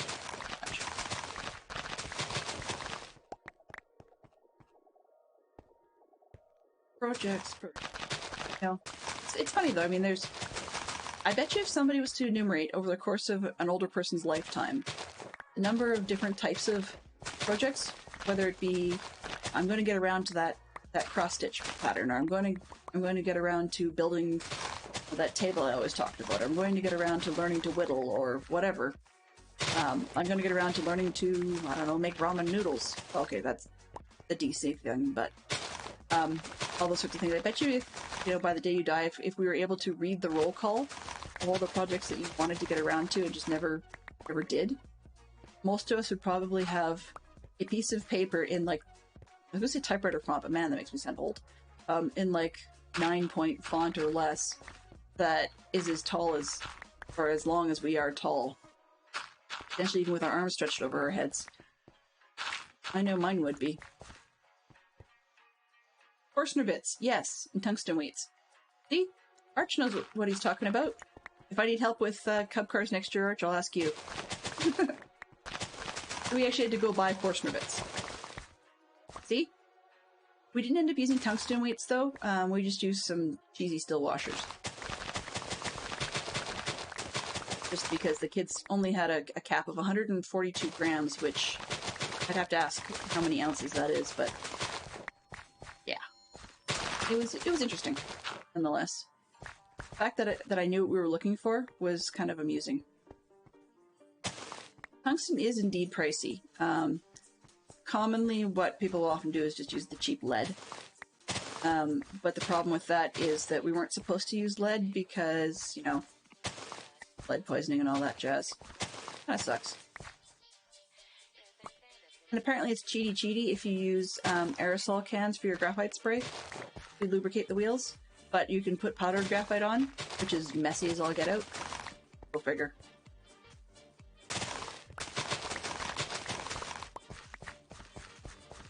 It's still funny though, we've got one scudding family which their good luck charm is to countersink nickels.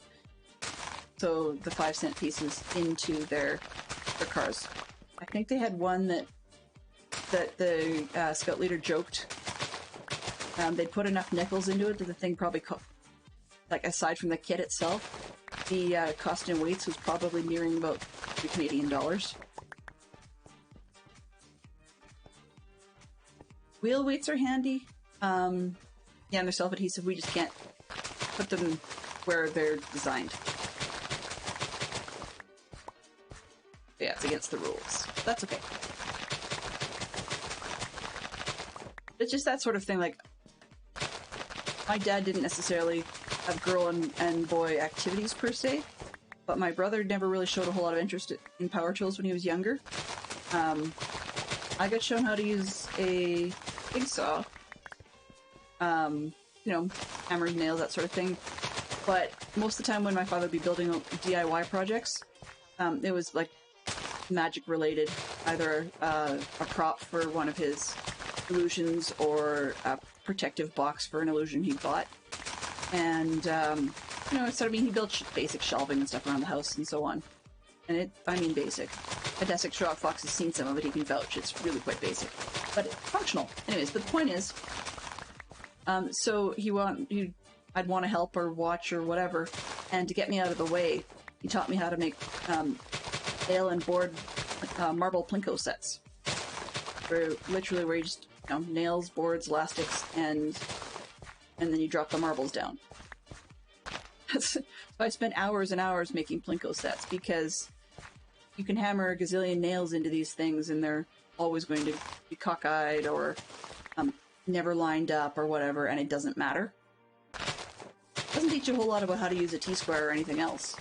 Or, you know, measure twice, cut once kind of deal. But sure as heck can drop marbles. So he had a creative way of getting us out of here. Or like out of his way when he was working. But yeah. We've got a lot of the stuff to do DIY things, just not the lifestyle to do it. On the other hand, there's the flip side of that, where what am I doing? Where Fantastic Sherlock Fox and I have smartened up, or I can't when it comes to Minecraft, smartened up and learned for ourselves which items are worth doing DIY, which items are just worth paying somebody else who knows what they're doing really well, do a quality job, and then spending more hours getting good at work that will actually make you the money to pay for this stuff. So there's times where you have to look at the return on your investment in time and effort in learning to do something versus getting the professional to do it.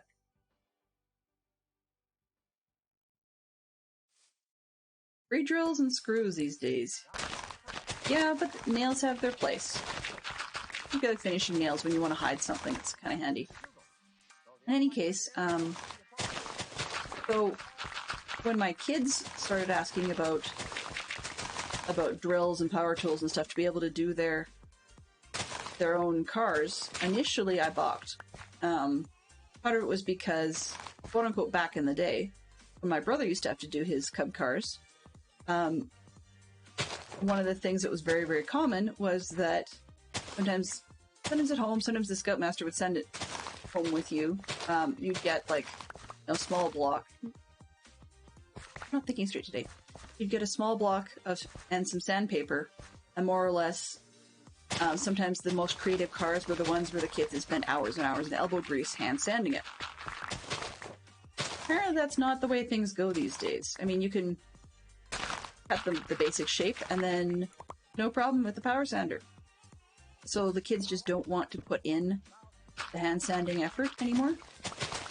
And they all want the power tools to just do the shape they want. Return on investment. Yes, return on investment of time and effort.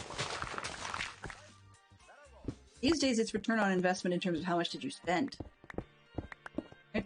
But I mean, like, one of the good examples of a DIY type of ROI question is, does one read through the books? Hello. And that, hello, Leichen, that made me jump.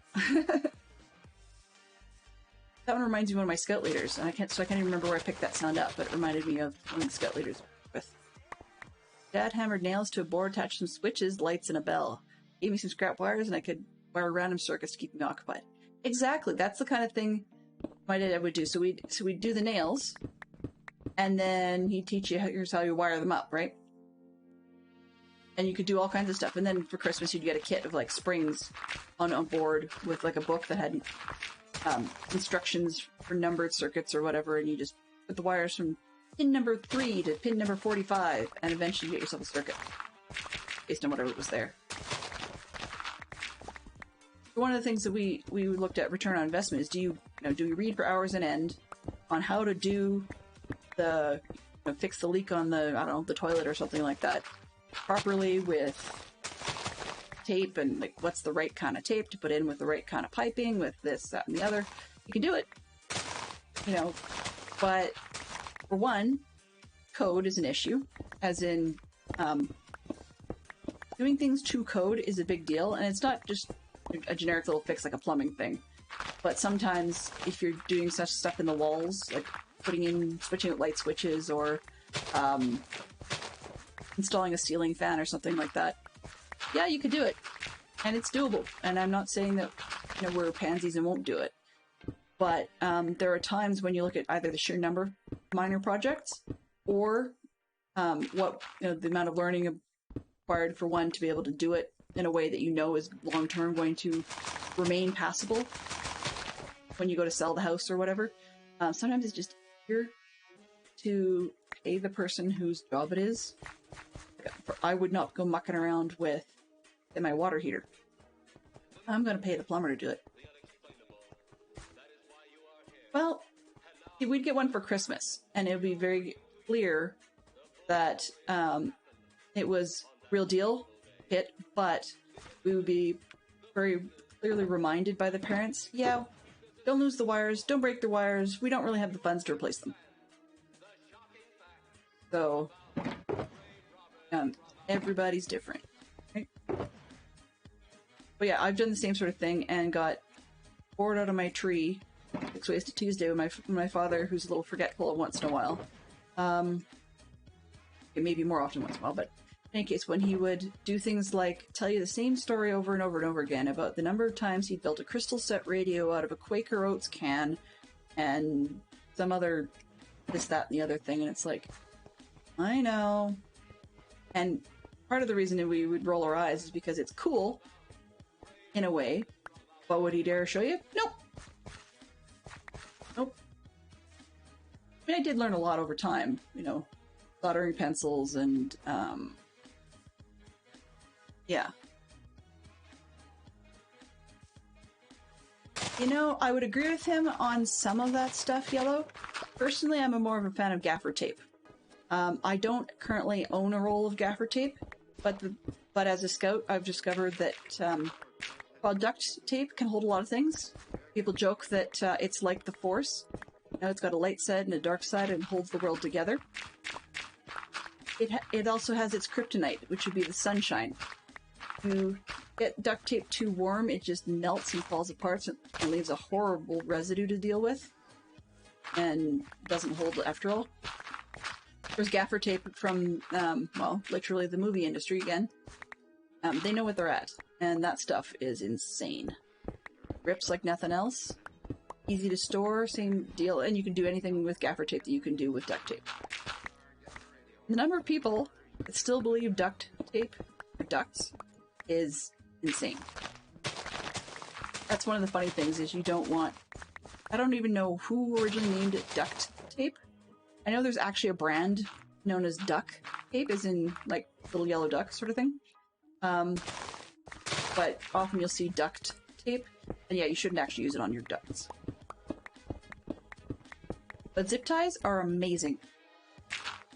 My caveat to zip ties, though, is you need to have some cutting mechanism with you. Because half the time, you'll put a zip tie on, and then later on you need to figure out how to take it off.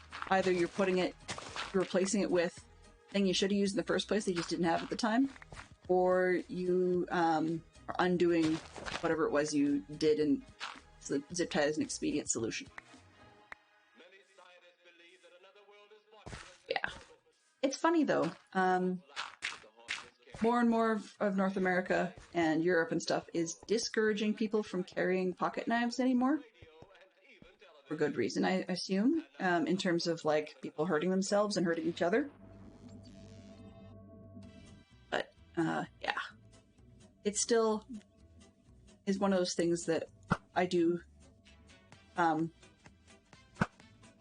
that's where scouting comes in, because, you know, people used to, quote-unquote, back in the day, assume that every young boy is going to carry a pocket knife. Well, here's the thing. That's not the case. Right? Not every young boy is going to know how to use one. Not everybody's going to whittle. Not everybody's going to, you know, etc., etc.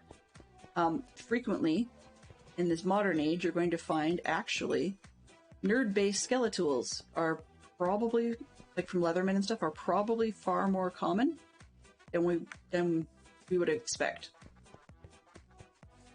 But that means then that it's not a, oh, ho-hum, I've got a knife now at scouting. It actually makes it an adventure. It makes it an event. My son was dumb. So my son was quite chuffed or quite excited when he got his, when he got given a knife or a move-up gift, sorry, from one section to another, because it's not something that everybody does anymore. Okay. We are probably about 10 minutes out from when I'm going to wrap up. And I think my brain doesn't seem to want to handle more than an approximate 2-hour stream very successfully. There may be events otherwise, but that would be situations where I would probably be starting earlier and not have had much of a day to go before this. But in the meantime, I think I'm just going to grab every little bit of space I've got and just fill it up with materials and then head out after that. So yeah. Leatherman pliers are awesome.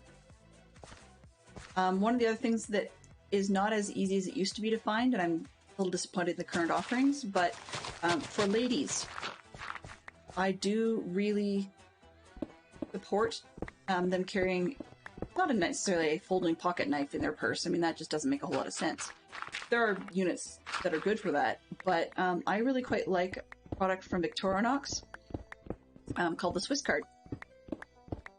And it's basically like all the pieces that you would expect in a small standard Swiss Army knife. They make a ladies version, which is kind of sad. It's got a nail file with no blade in this thing, and I kind of go, what's the point of that? But yeah, I carry one. I actually nicked Fantastic Sherlock Fox's Swiss card years and years ago. I think he loaned it to me at one point, and I just made it an extended loan. Never gave it back, and eventually he became okay with that. But yeah, so if you don't have one, get one. They look like business cards, but they're a little bit thicker, and they have all the standard stuff in there, and you can get ones with magnifying glasses and stuff. But they don't have pliers. They have a good little set of scissors and a good little knife, and you know, you can measure with them and so on and so forth. And it's funny because if you look on the internet, there seems to be a fad in the last few years of making videos about people's everyday carry, their EDC. And then I would say easily 75 to 80% of the ones that ever get recommended on my feeds, even though I do try and look when I can for like lady outdoors people, I do find that the vast majority of these EDC carry videos are from men. Nothing wrong with that, but you guys carry far different things in your pockets and can get away with far different things than women can. We carry a bag of holding. No bones about that. But if somebody, you know, a lady pull out a folding pocket knife from her purse, they'd give her at least a raised eyebrow. Right? It's just kind of funny. We can get away with far thicker wallets than men can. I don't know why. Maybe there's a cultural assumption that we all want retail therapy. Not fully sure on that one. But so that leads me into, I'm not going to start it today, but Tuesday, on that note, Tuesday's question of the day will actually be, what do you have in your everyday carry? If you're just getting up in the morning and just heading out of the house and you're not one of those people who grabs anything, that's fine too. But that's where my question is going to be for Tuesday. So you got time to think about it on the weekend. What is it that you everyday carry? It doesn't have to be an everyday carry pouch. I mean, it could even be I just carry my wallet. Great. Well, does it have like, you know, a points card for your local coffee shop, or you know, does it have more than just your vehicle license? That kind of stuff. Yeah. Advance notice.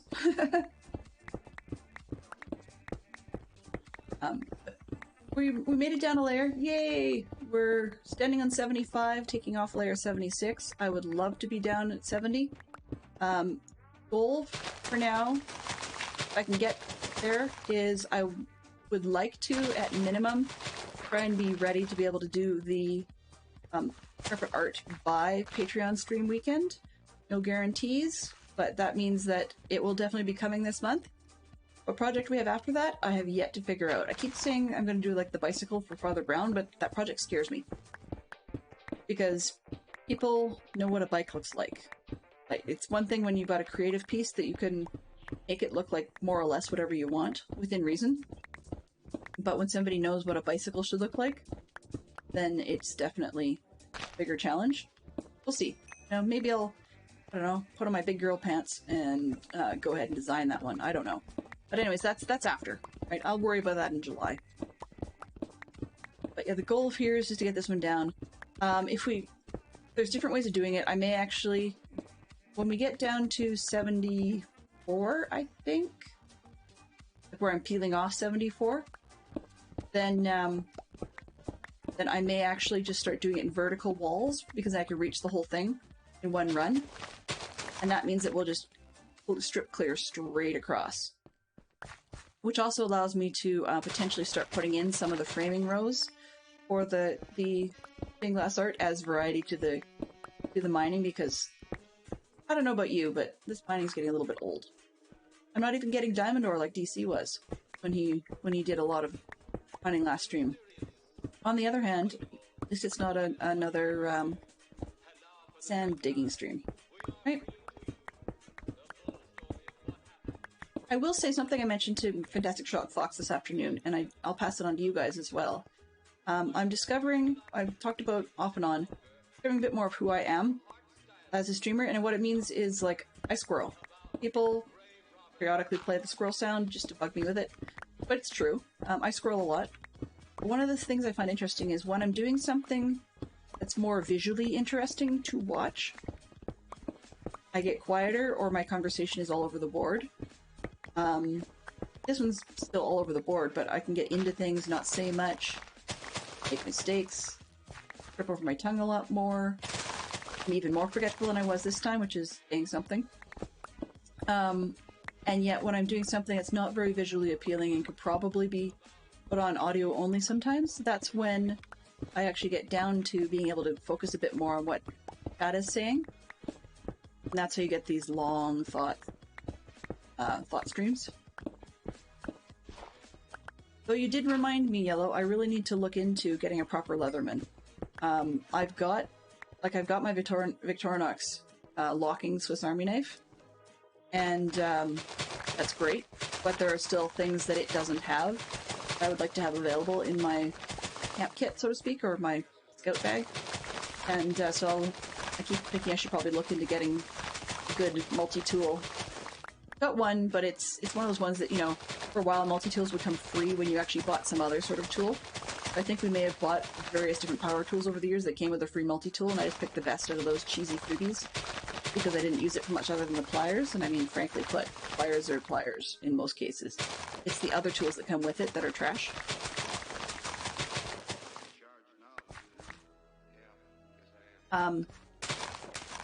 But my list of, you know, 2 halves or 2 carries is rather ridiculous. Yeah, I go through a lot of those sorts of things. And how many people do you know that would, you know, wander around with like 50 meat? Well, math here, probably about 100 feet of no, actually maybe it's only 50 feet of a 550-pound paracord. Like, who does that? Particularly in like neon hunter orange. It's just not something that people do. And then there's me. What am I ever going to use it for living in the city? I haven't the foggiest. But someday I'll know. No.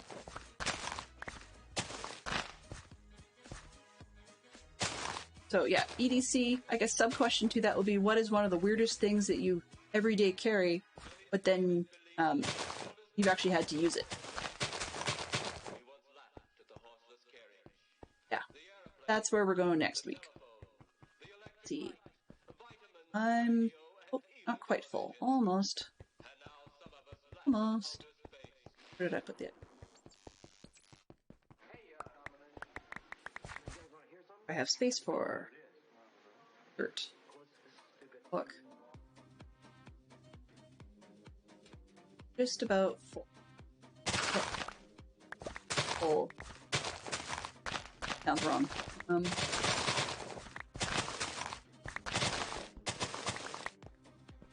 If you guys ever get bored of Minecraft, one of the YouTube video guys that Fantastic Shock Fox and I subbed to, I mentioned him on one other stream, who does a little bit of this EDC stuff.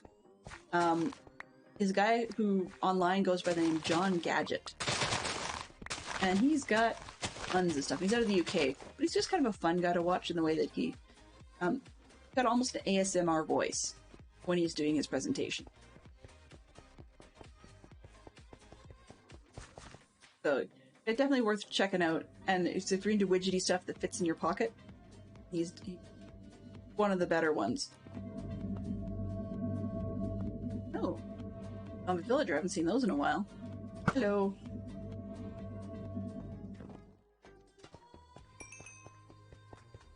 Right. My stuff is full. Is this... Wait.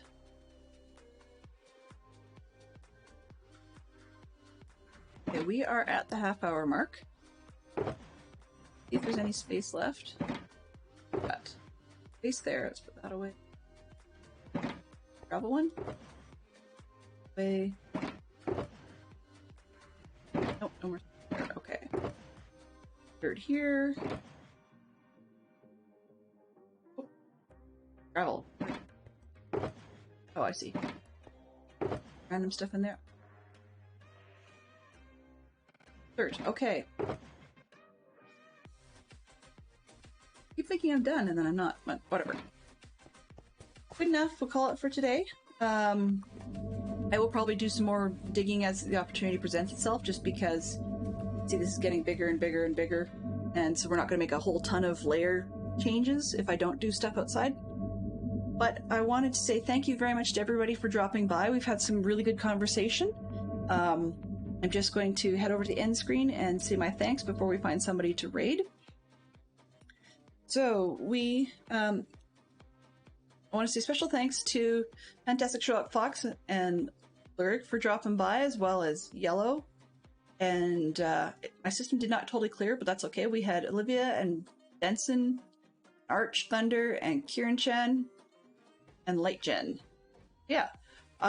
Thank you all for dropping by. Have a great evening, and let's see who we've got to raid. Ooh. Well. Okay. None of the family-friendly streamers I follow are live currently.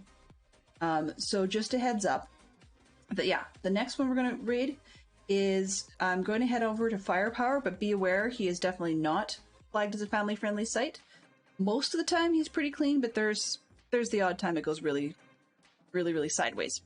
So if you stick around, do please give him our best. I will be around for a while, and then for those of you that do watch Dadcraft at his usual time slot at 11 p.m. Eastern, then I will probably see you guys over there. Otherwise, have yourself a fantastic weekend, and I will be back on Tuesday.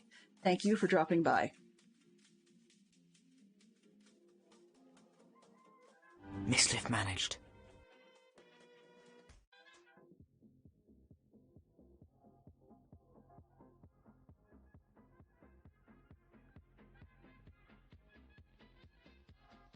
I use my pinky for the shift button. No.